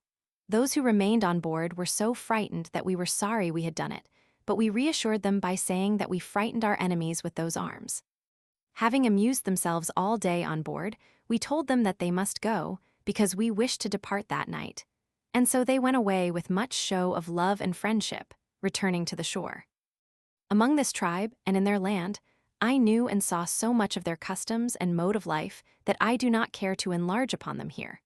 For your magnificence must know that in each of my voyages I have noted down the most remarkable things, and all is reduced into a volume in the geographical style, entitled The 4 Voyages, in which work all things are described in detail, but I have not yet sent out a copy, because it is necessary for me to revise it. This land is very populous and full of people, with numerous rivers but few animals. They are similar to ours, except the lions, ounces, stags, pigs, goats, and deer, and these still have some differences of form. They have neither horses nor mules, asses nor dogs, nor any kind of sheep nor cattle. But they have many other animals all wild, and none of them serve for any domestic use, so that they cannot be counted. What shall we say of the birds, which are so many, and of so many kinds and colors of plumage that it is wonderful to see them? The land is very pleasant and fruitful, full of very large woods and forests, and it is always green, for the trees never shed their leaves. The fruits are so numerous that they cannot be enumerated, and all different from ours. This land is within the torrid zone, under the parallel which the Tropic of Cancer describes, where the pole is 23 degrees above the horizon on the verge of the second climate. Many people came to see us, and were astonished at our appearance and the whiteness of our skins. They asked whence we came, and we gave them to understand that we came from heaven, and that we were traveling to see the world, and they believed it. In this land we put up a font of baptism, and an infinite number of people were baptized, and they called us in their language Karabi, which is as much as to say, men of great wisdom. We departed from this port. The province is called Parias, and we navigated along the coast, always in sight of land, until we had run along it a distance of 870 leagues, always towards the northwest, making many tacks and treating with many tribes. In many places we discovered gold, though not in any great quantity, but we did much in discovering the land, and in ascertaining that there was gold. We had now been 13 months on the voyage, and the ships and gear were much worn and the men tired. We resolved, after consultation, to beach the ships and heave them down, as they were making much water, and to caulk them afresh, before shaping a course for Spain. When we made this decision, we were near the finest harbor in the world, which we entered with our ships. Here we found a great many people, who received us in a very friendly manner. On shore we made a bastion with our boats, and with casks and our guns, at which we all rejoiced. Here we lightened and cleared our ships and hauled them up, making all the repairs that were necessary, the people of the country giving us all manner of help, and regularly supplying us with provisions. For in that port we had little relish for our own, which we made fun of, for our provisions for the voyage were running short and were bad. We remained here 37 days, and often went to their village, where they received us with great honor. When we wanted to resume our voyage, they made a complaint how, at certain times, a very cruel and hostile tribe came by way of the sea to their land, murdered many of them, subdued them, and took some prisoners, carrying them off to their own houses and land. They added that they were scarcely able to defend themselves, making signs that their enemies were people of an island at a distance of about 100 leagues out at sea. They said this so earnestly that we believed them, and we promised to avenge their injuries, which gave them much pleasure. Many of them offered to go with us, but we did not wish to take them. We agreed that 7 should accompany us, on condition that they went in their own canoe. For we did not want to be obliged to take them back to their land, and they were content. So we took leave of those people, leaving many friends among them. Our ships having been repaired, we navigated for 7 days across the sea, with the wind between northeast and east, and at the end of the 7 days we came upon the islands, which were numerous, some inhabited and others deserted. We anchored off one of them, where we saw many people, who called it Edie. Having manned our boats with good men, and placed 3 rounds of the bombard in each, we pulled to the shore, where we found 400 men and many women, all naked. They were well made, and seemed good fighting men, for they were armed with bows and arrows and lances. The greater part of them also had square shields, and they carried them so that they should not impede their using the bow. As we approached the shore in the boats, at the distance of a bowshot, they all rushed into the water to shoot their arrows, and to defend themselves from us they returned to the land. They all had their bodies painted with different colors, and were adorned with feathers. The interpreters told us that when they showed themselves plumed and painted, it is a sign that they intend to fight. They so persevered in defending the landing that we were obliged to use our artillery. When they heard the report, and saw some of their own people fall dead, they all retreated inland. After holding a consultation, we resolved to land 40 of our men and await their attack. The men landed with their arms, and the natives came against us, and fought us for nearly an hour, gaining little advantage, except that our crossbow men and gunners killed some of the natives, while they wounded some of our people. They would not wait for the thrust of our spears or swords, but we pushed on with such vigor at last that we came within sword thrust, and as they could not withstand our arms, they fled to the hills and woods, leaving us victorious on the field, with many of their dead and wounded. We did not continue the pursuit that day, because we were very tired. In returning to the ships, the 7 men who came with us showed such delight that they could not contain themselves. Next day we saw a great number of the people on shore, still with signs of war, sounding horns and various other instruments used by them for defiance, and all plumed and painted, so that it was a very strange thing to behold them. All the ships, therefore, consulted together, and it was concluded that these people desired hostility with us. It was then decided that we should do all in our power to make friends with them, and if they rejected our friendship we should treat them as enemies, and that we should make slaves of as many as we could take. Being armed as well as our means admitted, we returned to the shore. They did not oppose our landing, I believe from fear of the guns. 40 of our men landed in 4 detachments, each with a captain, and attacked them. After a long battle, many of them being killed, the rest were put to flight. We followed in pursuit until we came to a village, having taken nearly 250 prisoners. We burnt the village and returned to the ships with these 250 prisoners, leaving many killed and wounded. On our side, no more than 1 was killed, and 22 were wounded, who all recovered. God be thanked. We prepared to depart, and the 7 men, 5 of whom were wounded, took a canoe belonging to the island, and with 7 prisoners that we gave them, 4 women and 3 men, they returned to their land with much joy, astonished at our power.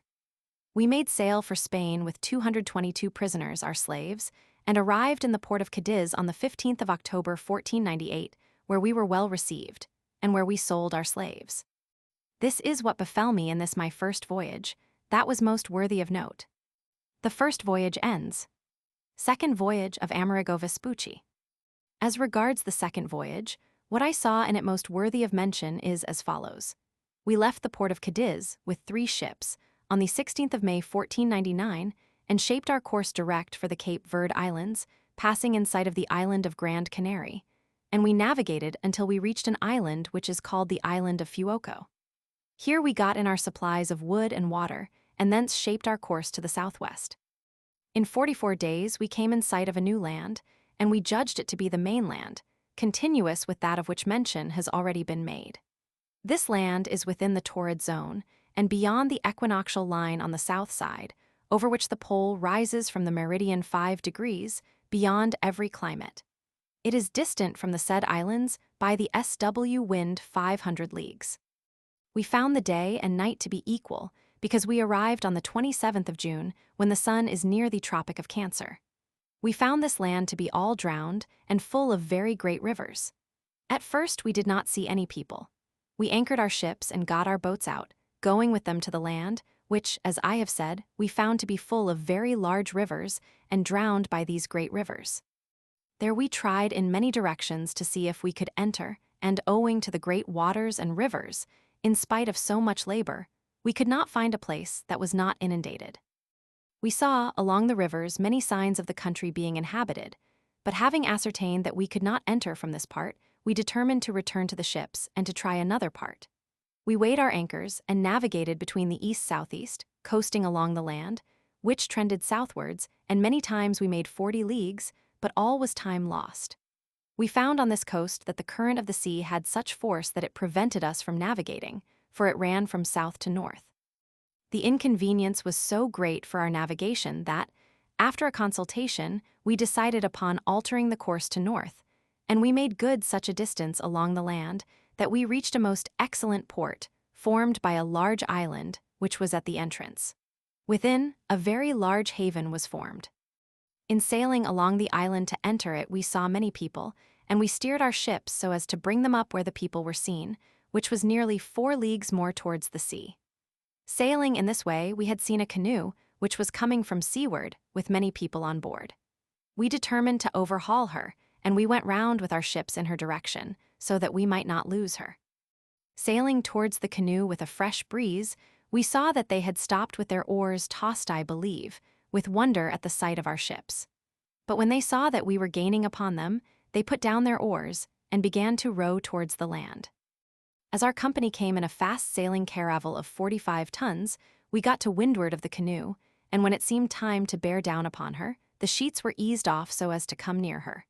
And as the caravel seemed to be coming down upon her, and those on board did not wish to be caught, they pulled away to leeward, and seeing their advantage, they gave way with their oars to escape. As we had our boats at the stern well manned, we thought we should catch the canoe.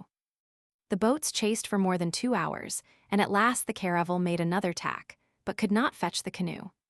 As the people in the canoe saw they were closely pressed by the caravel and the boats, they all jumped into the sea, their number being about 70 men, the distance from the shore being nearly 2 leagues. Following them in the boats during the whole day, we were unable to capture more than 2, all the rest escaping on shore. Only 4 boys remained in the canoe, who were not of their tribe, but prisoners from some other land. They had been castrated, and were all without the virile member, and with the scars fresh, at which we wondered much.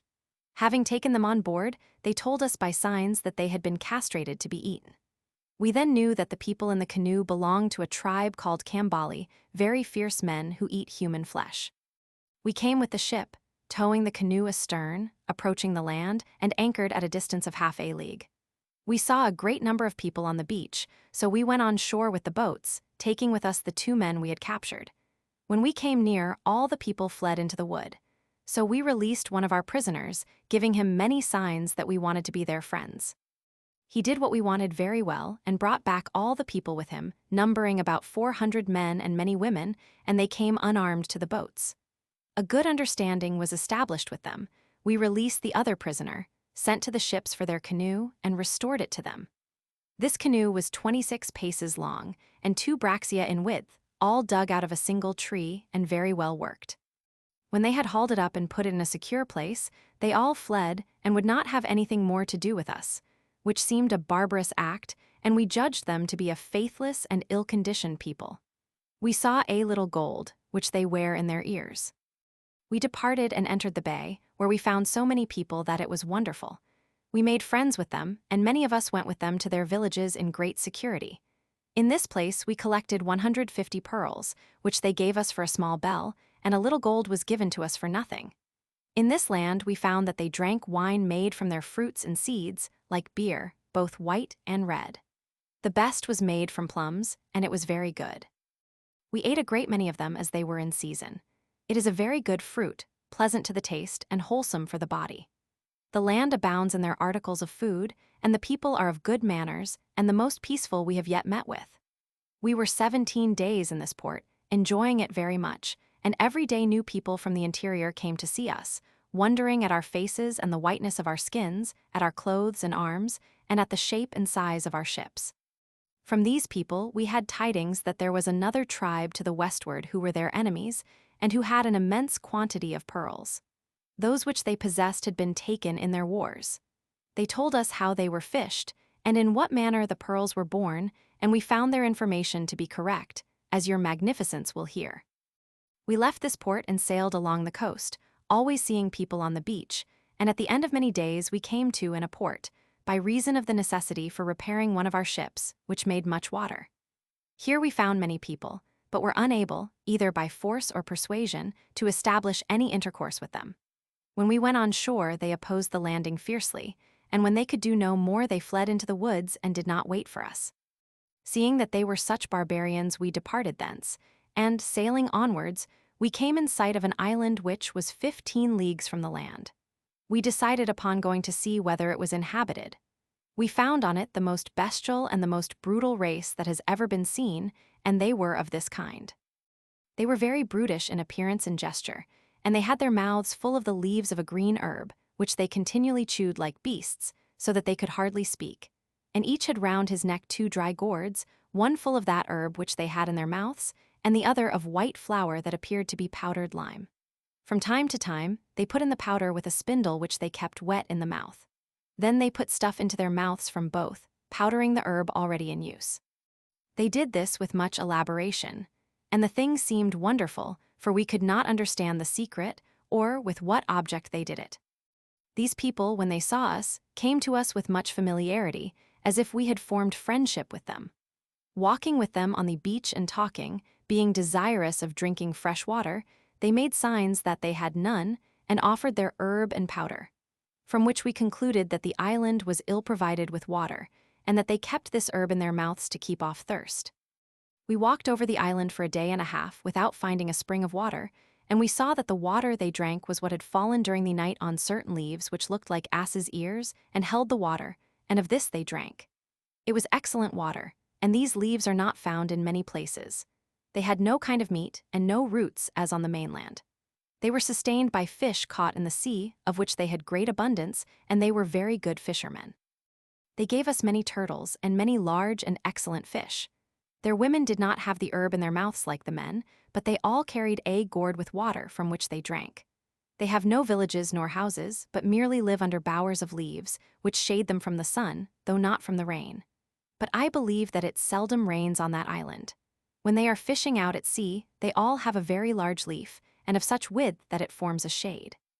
As the sun rises, so they raise the leaf, and thus they protect themselves from the sun. The island contains many animals of various sorts, and much water in swamps, and seeing that it offered no profit whatever, we departed and went to another island. We found that this other island was inhabited by very tall people. We landed to see whether there was any fresh water, and not thinking it was inhabited, as we had not seen anyone, we came upon very large footmarks in the sand, as we were walking along the beach. We judged that if the other measurements were in proportion to those of their feet, they must be very tall. Going in search, we came into a road which led inland. There were 9 of us. Judging that there could not be many inhabitants, as the island was small, we walked over it to see what sort of people they were. When we had gone about a league, we saw 5 huts, which appeared to be uninhabited, in a valley, and we went to them. But we only found 5 women, 2 old, and 3 children of such lofty stature that, for the wonder of the thing, we wanted to keep them. When they saw us, they were so frightened that they had not the power to run away. The 2 old women began to invite us with words, and to set before us many things, and took us into a hut. They were taller than a large man who may well be tall, such as was Francesco degli Albizzi, but better proportioned. Our intention was to take the young girls by force and to bring them to Castile as a wonderful thing. While we were forming this design, there entered by the door of the hut as many as 36 men, much bigger than the women, and so well made that it was a rare thing to behold them. They, in like manner, put us into such a state of perturbation that we rather wished we were on board than having dealings with such people. They carried very large bows and arrows and great clubs with knobs. They talked among themselves in a tone as if they wished to destroy us. Seeing ourselves in such danger, we made various suggestions one to another. Some proposed that we should attack them in the hut, and others said that it would be better to do so outside, while others advised that we should not take any action until we saw what the natives were going to do. We at last agreed to go out of the hut and walk away in the direction of the ships as if nothing had happened, and this we did. Having taken our route to return to the ships, they also came along behind us at a distance of about a stone's throw, talking among themselves. I believe they had not less fear of us than we of them, for sometimes we stopped to rest, and they did so also without coming nearer. At last we came to the beach, where the boats were waiting for us. We got in, and when we were some way from the shore, the natives rushed down and shot many arrows, but we then had little fear of them. We replied with 2 bombard shots, more to frighten them than to do them harm. They all fled into the woods, and so we took leave of them, thankful to escape after a dangerous adventure. They all went naked like the others. We called this island the Island of the Giants by reason of their stature. We proceeded onwards along the coast, and there happened to be combats with the natives many times, because they did not wish us to take anything from the land. At length, we became desirous of returning to Castile, having been on the sea for nearly a year, and the provisions being nearly exhausted, the little that remained being damaged by the heat. For from the time that we left the islands of Cape Verde until now, we had been continually navigating within the torrid zone, and twice we had crossed the equinoctial line. For, as I said before, we went 5 degrees beyond it to the south, and now we were in 15 degrees to the north. Being in this state of mind, it pleased the Holy Spirit to give us some rest from our great hardships, for as we were searching for a port in which to repair our ships, we came upon a people who received us with much friendship. We found that they had a very great quantity of oriental pearls, and exceedingly good ones. We stayed with them 47 days, and obtained from them 119 marks of pearls for very little merchandise in exchange. I believe the pearls did not cost us the value of 40 ducats. What we gave them was nothing but bells, and looking glasses, and beads, and 10 bells, and tin foil. For 1 bell a native gave all the pearls he had. Here we learnt how they fished for them, and where, and they gave us many shells in which they are born. We bartered for a shell in which were born 130 pearls, and in others less. This one of 130 the queen took, and others I put aside that they might not be seen. Your magnificence must know that if the pearls are not mature and are not detached, they soon perish, and of this I have had experience. When they are mature, they are detached in the shell and are placed among the flesh. These are good. When they were bad, the greater part were cracked and badly bored. Nevertheless, they are worth a good deal of money when sold in the market. At the end of 47 days, we took leave of these very friendly natives. We departed, and, for the sake of obtaining many things of which we were in need, we shaped a course for the island of Antigua, being that which Christopher Columbus discovered a few years ago. Here we took many supplies on board, and remained 2 months and 17 days. Here we endured many dangers and troubles from the same Christians who were in this island with Columbus. I believe this was caused by envy, but to avoid prolixity, I will refrain from recounting what happened. We departed from the said island on the 22nd of July, and after a voyage of a month and a half, we entered the port of Cadiz on the 8th of September, being my second voyage. God be praised. End of the second voyage. Evidence of Alonso de Ojeda. Respecting his voyage of 1499–1500. Alonso de Ojeda gave evidence that the true reply to the question is that this witness is the said Ojeda, who was the first man that went to make discoveries after the said admiral, and that he discovered the mainland to the south and coasted it for nearly 200 leagues to Paria, and went out by the Boca del Drago. And there he knew that the admiral had been at the island of Trinidad, near the Boca del Drago, and that he went on and discovered the coast of the mainland as far as the Gulf of Pearls and the island of Margarita, where he landed, because he knew that the admiral had only sighted it. and thence he proceeded to discover all the coast of the mainland from Los Frailes to the Islas de los Gigantes, the Gulf of Venetia, which is on the mainland, and the provinces of Quinquilicoa. On all that land, from 200 leagues beyond Paria, and from Paria to the Pearls, and from the Pearls to Quinquilicoa, which this witness discovered, no one else had discovered or touched at, neither the admiral nor any other person. And in this voyage the said witness took with him Juan de la Cosa and Amerigo Vespucci, and other pilots, and this witness was dispatched for this voyage by order of the said Don Juan de Fonseca, Bishop of Palencia, by order of their highnesses. Voyage of Hojda, 1499–1500. From Navarrete Roman 3 pp. 311. In December 1498, the news arrived of the discovery of Paria.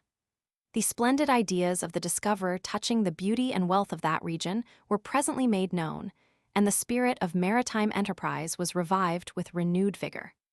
Some of those who had sailed with the admiral, and had benefited by his instruction and example, solicited and obtained from the court licenses to discover, at their own proper cost, the regions beyond what was already known, paying into the treasury a fourth or fifth part of what they acquired. The first who adventured was Alonso de Hojda, a native of Cuenca, owing to his energy and the favor of the bishop Don Rodriguez de Fonseca. He soon collected the funds and the crews necessary for the equipment of 4 vessels in the port of Santa Maria, where Juan de la Cosa resided. A great mariner according to popular ideas, and not inferior to the admiral himself in his own conceit. He had been a shipmate and pupil of the admiral in the expedition of Cuba and Jamaica. This man was the principal pilot of Hojda. They also engaged others who had been in the Paria voyage. Among the other sharers in the enterprise, the Florentine Amerigo Vespucci merits special mention. He was established in Seville, but became tired of a mercantile life, and entered upon the study of cosmography and nautical subjects, with the desire of embracing a more glorious career. Perhaps this passion was excited by intercourse with the admiral in the house of Juan Berardi, a merchant, and also a Florentine, and owing to his having become acquainted through this house with the armaments and provisions for the Indies, so that he desired to place his services at the disposal of the commander of the present enterprise. With such useful companions, Hojda put to sea on the 18th or the 20th of May, 1499. They touched at the Canaries, where they took in such supplies as they needed, and entered on the ocean voyage from Gomera, following the route of the last voyage of the admiral, for Hojda was in possession of the marine chart which Columbus had drawn. At the end of 24 days, they came in sight of the continent of the New World, further south than the point reached by the admiral, and apparently on the coast of Suriname. They sailed along in sight of the coast for nearly 200 leagues, from the neighborhood of the equator to the Gulf of Paria, without landing.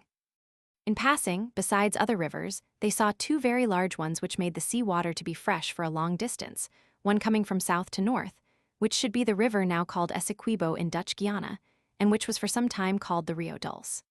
The course of the other was from west to east, and may have been the Orinoco, the waters of which flow for many leagues into the sea without mixing with the salt water. The land on the coast was, generally, low and covered with very dense forest. The currents were exceedingly strong towards the NE, following the general direction of the coast. The first inhabited land seen by our navigators was the island of Trinidad, on the south coast of which they saw a crowd of astonished people watching them from the shore. They landed at 3 different places with the launches well provisioned, and 22 well-armed men. The natives were Caribs or cannibals of fine presence and stature, of great vigor, and very expert in the use of bows and arrows, and shields, which were their proper arms. Although they showed some reluctance to come near the Spaniards at first, they were very soon satisfied of the friendly intentions of the strangers, and bartered with them amicably. Thence they entered the Gulf of Paria, and anchored near the river Garapich, where they also saw a populous village of peaceful Indians near the shore. They opened communications with the inhabitants, and, among other presents, received from them a kind of cider made of fruits, as well as some fruit like murabalans, of exquisite flavor, and here some pearls were obtained. They saw parrots of various colors, and they parted company with these people on friendly terms. Hojda says that they found traces of the admiral having been in the island of Trinidad, near the Dragon's Mouth, which circumstance was carefully omitted by Vespucci. Having passed the mouth of the terrible strait, Hojda continued his discovery along the coast of the mainland as far as the Gulf of Pearls or Curiana, visiting and landing on the island of Margarita, which is in front, as he knew that Columbus had only sighted it in passing. In passing, he noticed the islets called Los Frailes, which are 9 miles to the east and north of Margarita, and the rock Centinela. Thence he stood in shore by the Cape Ilios, now called Codra, anchoring in the road which he called Aldia Vencida. He continued to coast along from port to port, according to the expression of the pilot Morales, until he reached the Puerto Flechado, now Chicayravici, where he seems to have had some encounter with the Indians, who wounded 21 of his men, of whom 1 died, as soon as he was brought to be cured, in one of the coves that are between that port and the Villa de Caro, where they remained 20 days.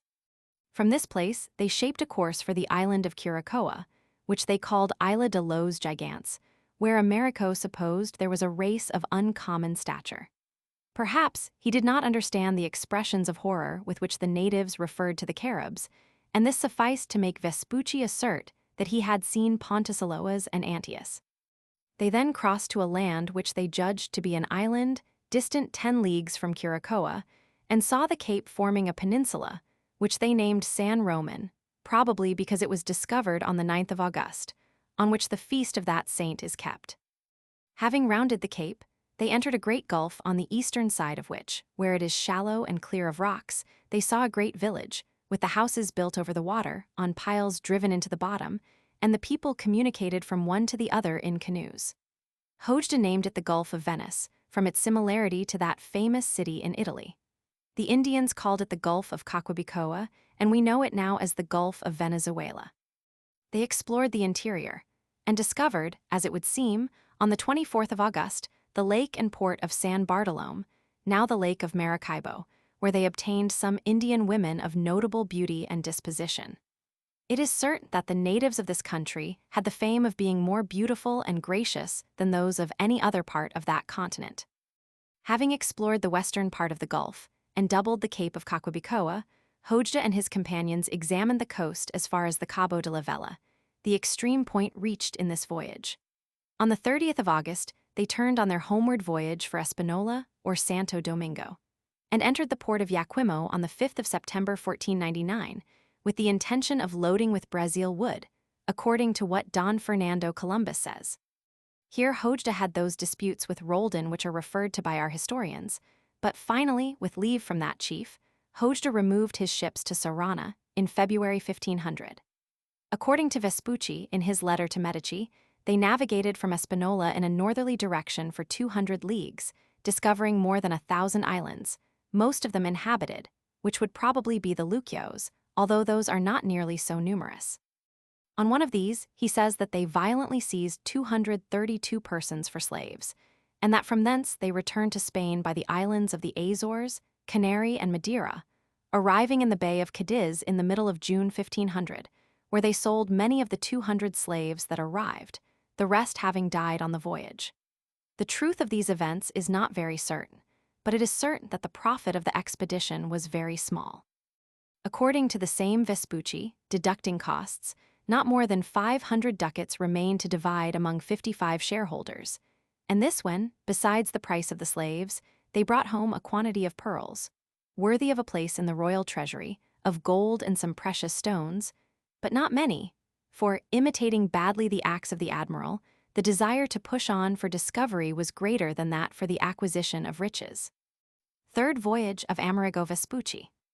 Being afterwards in Seville, resting from so many labors that I had endured during these 2 voyages, and intending to return to the land of pearls, fortune showed that she was not content with these my labors.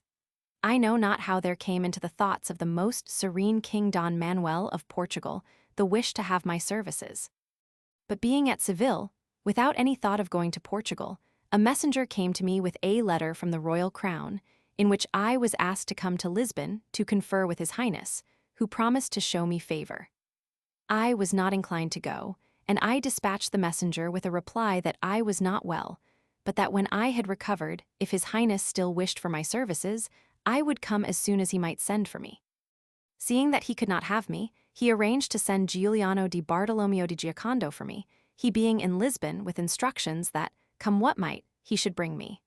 The said Giuliano came to Seville and prayed so hard that I was forced to go. My departure was taken ill by many who knew me, for I left Castile where honor was done me, and where the king held me in good esteem. It was worse that I went without bidding farewell to my host. When I was presented to that king, he showed his satisfaction that I had come, and asked me to go in company with 3 of his ships that were ready to depart for the discovery of new lands. As the request of a king is a command, I had to consent to whatever he asked, and we sailed from this port of Lisbon with 3 ships on the 10th of March, 1501, shaping our course direct for the island of Grand Canary. We passed without sighting it, and continued along the west coast of Africa. On this coast we made our fishery of a sort of fish called parchai. We remained 3 days, and then came to a port on the coast of Ethiopia called Besechis, which is within the torrid zone, the North Pole rising above it 14 degrees 30, situated in the first climate. Here we remained 2 days, taking in wood and water, for my intention was to shape a course towards the south, in the Atlantic Gulf. We departed from this port of Ethiopia, and steered to the southwest, taking a quarter point to the south, until, after 67 days, we came in sight of land, which was 700 leagues from the said port to the southwest. In those 67 days, we had the worst time that man ever endured who navigated the seas, owing to the rains, perturbations, and storms that we encountered. The season was very contrary to us, by reason of the course of our navigation being continually in contact with the equinoctial line, where, in the month of June, it is winter. We found that the day and the night were equal, and that the shadow was always towards the south. It pleased God to show us a new land on the 17th of August, and we anchored at a distance of half a league, and got our boats out. We then went to see the land, whether it was inhabited, and what it was like. We found that it was inhabited by people who were worse than animals. But your magnificence must understand that we did not see them at first, though we were convinced that the country was inhabited by many signs observed by us. We took possession for that most serene king, and found the land to be very pleasant and fertile and of good appearance. It was 5 degrees to the south of the equinoctial line. We went back to the ships, and as we were in great want of wood and water, we determined, next day, to return to the shore, with the object of obtaining what we wanted. Being on shore, we saw some people at the top of a hill, who were looking at us, but without showing any intention of coming down. They were naked, and of the same color and form as the others we had seen. We tried to induce them to come and speak with us, but did not succeed, as they would not trust us. Seeing their obstinacy, and it being late, we returned on board, leaving many bells and mirrors on shore and other things in their sight. As soon as we were at some distance on the sea, they came down from the hill, and showed themselves to be much astonished at the things. On that day we were only able to obtain water. Next morning we saw from the ship that the people on shore had made a great smoke, and thinking it was a signal to us, we went on shore, where we found that many people had come, but they still kept at a distance from us. They made signs to us that we should come inland with them. 2 of our Christians were, therefore, sent to ask their captain for leave to go with them a short distance inland, to see what kind of people they were, and if they had any riches, spices, or drugs. The captain was contented, so they got together many things for barter, and parted from us, with instructions that they should not be more than 5 days absent, as we would wait that time for them. So they set out on their road inland, and we returned to the ships to wait for them. Nearly every day people came to the beach, but they would not speak with us. On the 7th day we went on shore, and found that they had arranged with their women, for as we jumped on shore, the men of the land sent many of their women to speak with us. Seeing that they were not reassured, we arranged to send to them one of our people, who was a very agile and valiant youth. To give them more confidence, the rest of us went back into the boats. He went among the women, and they all began to touch and feel him, wondering at him exceedingly. Things being so, we saw a woman come from the hill carrying a great stick in her hand. When she came to where our Christian stood, she raised it, and gave him such a blow that he was felled to the ground. The other women immediately took him by the feet and dragged him towards the hill. The men rushed down to the beach and shot at us with their bows and arrows. Our people, in great fear, hauled the boats towards their anchors, which were on shore, but owing to the quantities of arrows that came into the boats, no one thought of taking up their arms. At last, 4 rounds from the bombard were fired at them, and they no sooner heard the report than they all ran away towards the hill, where the women were still tearing the Christian to pieces. At a great fire they roasted him before our eyes, showing us many pieces, and then eating them. The men made signs how they had killed the other 2 Christians and eaten them. What shocked us much was seeing with our eyes the cruelty with which they treated the dead, which was an intolerable insult to all of us. Having arranged that more than 40 of us should land and avenge such cruel murder, and so bestial and inhuman an act, the principal captain would not give his consent. We departed from them unwillingly, and with much shame caused by the decision of our captain. We left this place and commenced our navigation by shaping a course between east and south. Thus we sailed along the land, making many landings, seeing natives, but having no intercourse with them. We sailed on until we found that the coast made a turn to the west when we had doubled a cape, to which we gave the name of the Cape of St. Augustine. We then began to shape a course to the southwest. The cape is distant from the place where the Christians were murdered 150 leagues towards the east, and this cape is 8 degrees from the equinoctial line to the south. In navigating, we saw one day a great multitude of people on the beach, gazing at the wonderful sight of our ships. As we sailed, we turned the ship towards them, anchored in a good place, and went on shore with the boats. We found the people to be better conditioned than those we had met with before, and, responding to our overtures, they soon made friends and treated with us. We were 5 days in this place, and found cannafistola very thick and green and dry on the tops of the trees. We determined to take a pair of men from this place, that they might teach us their language, and 3 of them came voluntarily to go to Portugal. Lest your magnificence should be tired of so much writing, you must know that, on leaving this port, we sailed along on a westerly course, always in sight of land, continually making many landings, and speaking with an infinite number of people. We were so far south that we were outside the Tropic of Capricorn, where the South Pole rises above the horizon 32 degrees.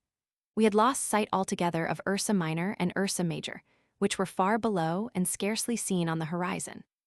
We guided ourselves by the stars of the South Pole, which are numerous and much larger and brighter than those of our pole.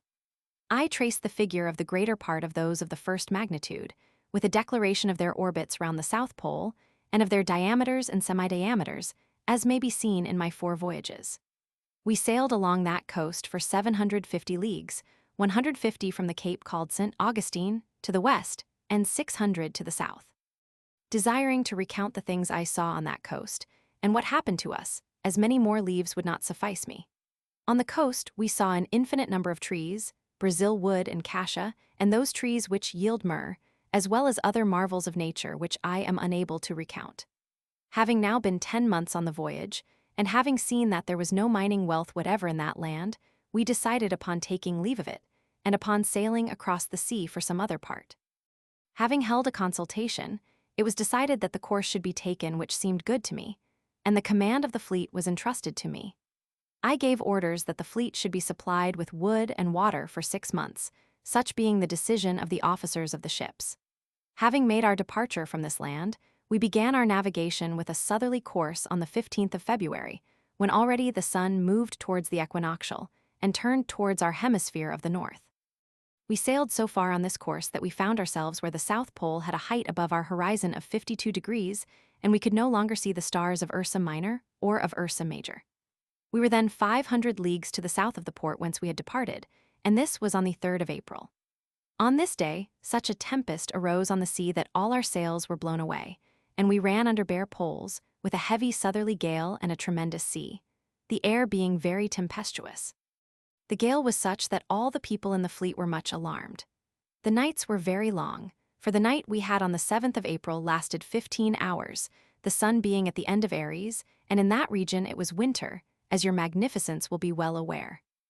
Sailing in this storm, on the 7th of April we came in sight of new land, along which we ran for nearly 20 leagues, and found it all a rocky coast, without any port or inhabitants.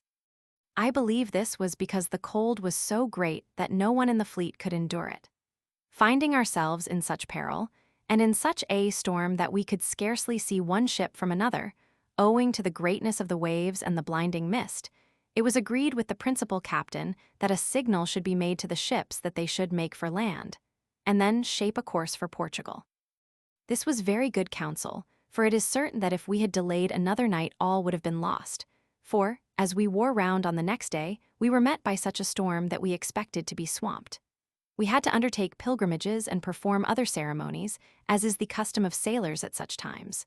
We ran for 5 days, always coming towards the equinoctial line, where the air and sea became more temperate. It pleased God to deliver us from such peril.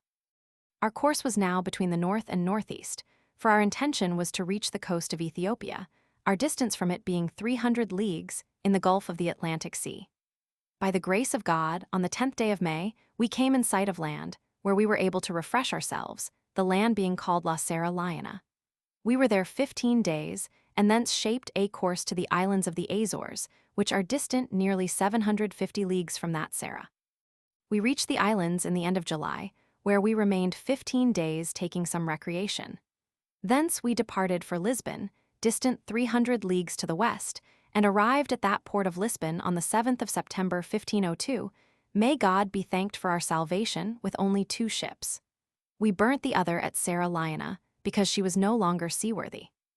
We were employed on this voyage nearly 15 months, and for 11 days we navigated without seeing the North Star, nor the Great or Little Bears, which they call El Corno, and we were guided by the stars of the other pole. This is what I saw on this voyage. Letter on his 3rd voyage from Amerigo Vespucci to Lorenzo Pietro Francesco di Medici. March or April, 1503. Alberico Vespuccio to Lorenzo Pietro di Medici, salutation. In past days I wrote very fully to you of my return from the new countries, which have been found and explored with the ships at the cost, and by the command of this most serene King of Portugal. And it is lawful to call it a new world, because none of these countries were known to our ancestors, and to all who hear about them they will be entirely new. For the opinion of the ancients was that the greater part of the world beyond the equinoctial line to the south was not land, but only sea, which they have called the Atlantic. And if they have affirmed that any continent is there, they have given many reasons for denying that it is inhabited. But this their opinion is false, and entirely opposed to the truth. My last voyage has proved it, for I have found a continent in that southern part, more populous and more full of animals than are Europe, or Asia, or Africa, and even more temperate and pleasant than any other region known to us, as will be explained further on. I shall write succinctly of the principal things only, and the things most worthy of notice and of being remembered, which I either saw or heard of in this new world, as presently will become manifest. We set out on a prosperous voyage, on the 14th of May 1501, sailing from Lisbon by order of the aforesaid king with 3 ships to discover new countries towards the west, and we sailed towards the south continuously for 20 months. Of this navigation the order is as follows. Our course was for the Fortunate Islands, so called formerly, but now we call them the Grand Canary Islands, which are in the 3rd climate and on the confines of the inhabited west. Thence we sailed rapidly over the ocean along the coast of Africa and part of Ethiopia to the Ethiopic promontory, so called by Ptolemy, which is now called Cape Verde, and by the Ethiopians by Segir, and that country Mandraga, 13 degrees within the torrid zone, on the north side of the equinoctial line. The country is inhabited by a black race. Having taken on board what we required, we weighed our anchors and made sail, taking our way across the vast ocean towards the Antarctic pole, with some westing. From the day when we left the before-mentioned promontory, we sailed for the space of 2 months and 3 days. Hitherto no land had appeared to us in that vast sea. In truth, how much we had suffered, what dangers of shipwreck, I leave to the judgment of those to whom the experience of such things is very well known. What a thing it is to seek unknown lands, and how difficult, being ignorant, to narrate briefly what happened. It should be known that, of the 67 days of our voyage, we were navigating continuously 44. We had copious thunderstorms and perturbations, and it was so dark that we never could see either the sun in the day or the moon at night. This caused us great fear, so that we lost all hope of life. In these most terrible dangers of the sea, it pleased the Most High to show us the continent and the new countries, being another unknown world. These things being in sight, we were as much rejoiced as anyone may imagine who, after calamity and ill fortune, has obtained safety. It was on the 7th August 1501 that we reached those countries, thanking our Lord God with solemn prayers and celebrating a choral mass. We knew that land to be a continent, and not an island from its long beaches extending without trending round, the infinite number of inhabitants, the numerous tribes and peoples, the numerous kinds of wild animals unknown in our country, and many others never seen before by us, touching which it would take long to make reference. The clemency of God was shown forth to us by being brought to these regions, for the ships were in a leaking state, and in a few days our lives might have been lost in the sea. To him be the honor and glory and the grace of the action. We took counsel and resolved to navigate along the coast of this continent towards the east and never to lose sight of the land. We sailed along until we came to a point where the coast turned to the south. The distance from the landfall to this point was nearly 300 leagues. In this stretch of coast we often landed and had friendly relations with the natives, as I shall presently relate. I had forgotten to tell you that from Cape Verde to the first land of this continent, the distance is nearly 700 leagues.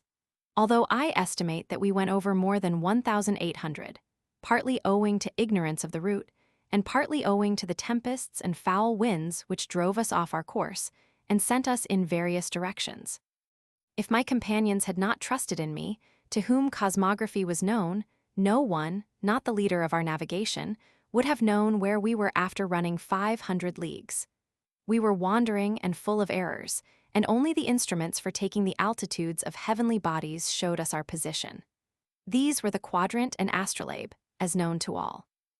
These have been much used by me with much honor, for I showed them that a knowledge of the marine chart and the rules taught by it are more worth than all the pilots in the world. For these pilots have no knowledge beyond those places to which they have often sailed. Where the said point of land showed us the trend of the coast to the south, we agreed to continue our voyage and to ascertain what there might be in those regions. We sailed along the coast for nearly 500 leagues, often going on shore and having intercourse with the natives, who received us in a brotherly manner.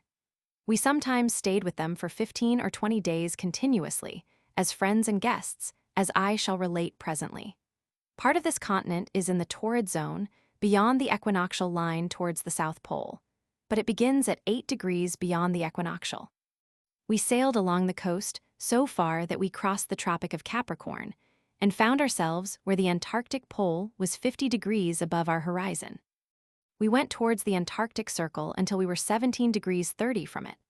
All which I have seen, and I have known the nature of those people, their customs, the resources and fertility of the land, the salubrity of the air, the positions of the celestial bodies in the heavens, and above all, the fixed stars over an eighth of the sphere, never seen by our ancestors, as I shall explain below. As regards the people, we have found such a multitude in those countries that no one could enumerate them, as we read in the Apocalypse. They are people gentle and tractable, and all of both sexes go naked, not covering any part of their bodies, just as they came from their mothers' wombs, and so they go until their deaths.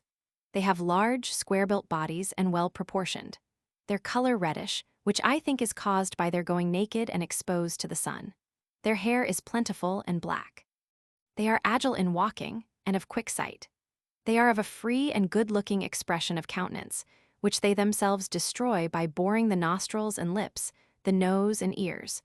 Nor must you believe that the borings are small, nor that they only have one, for I have seen those who had no less than 7 borings in the face, each one the size of a plum.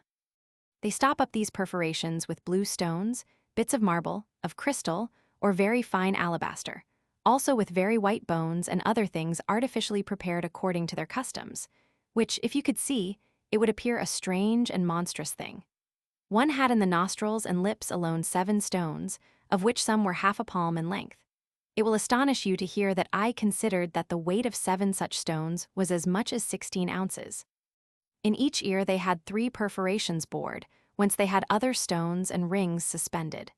This custom is only for the men, as the women do not perforate their faces, but only their ears. Another custom among them is sufficiently shameful, and beyond all human credibility. Their women, being very libidinous, make the penis of their husbands swell to such a size as to appear deformed. And this is accomplished by a certain artifice, being the bite of some poisonous animal, and by reason of this many lose their virile organ and remain eunuchs. They have no cloth, either of wool, flax, or cotton, because they have no need of it, nor have they any private property, everything being in common. They live amongst themselves without a king or ruler, each man being his own master and having as many wives as they please. The children cohabit with the mothers, the brothers with the sisters, the male cousins with the female, and each one with the first he meets. They have no temples and no laws, nor are they idolaters. What more can I say?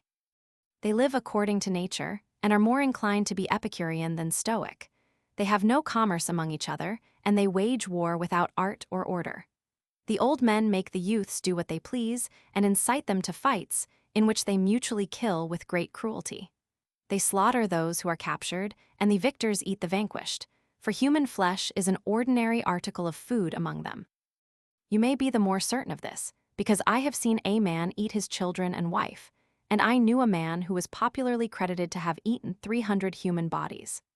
I was once in a certain city for 27 days, where human flesh was hung up near the houses, in the same way as we expose butcher's meat. I say further that they were surprised that we did not eat our enemies, and use their flesh as food, for they say it is excellent.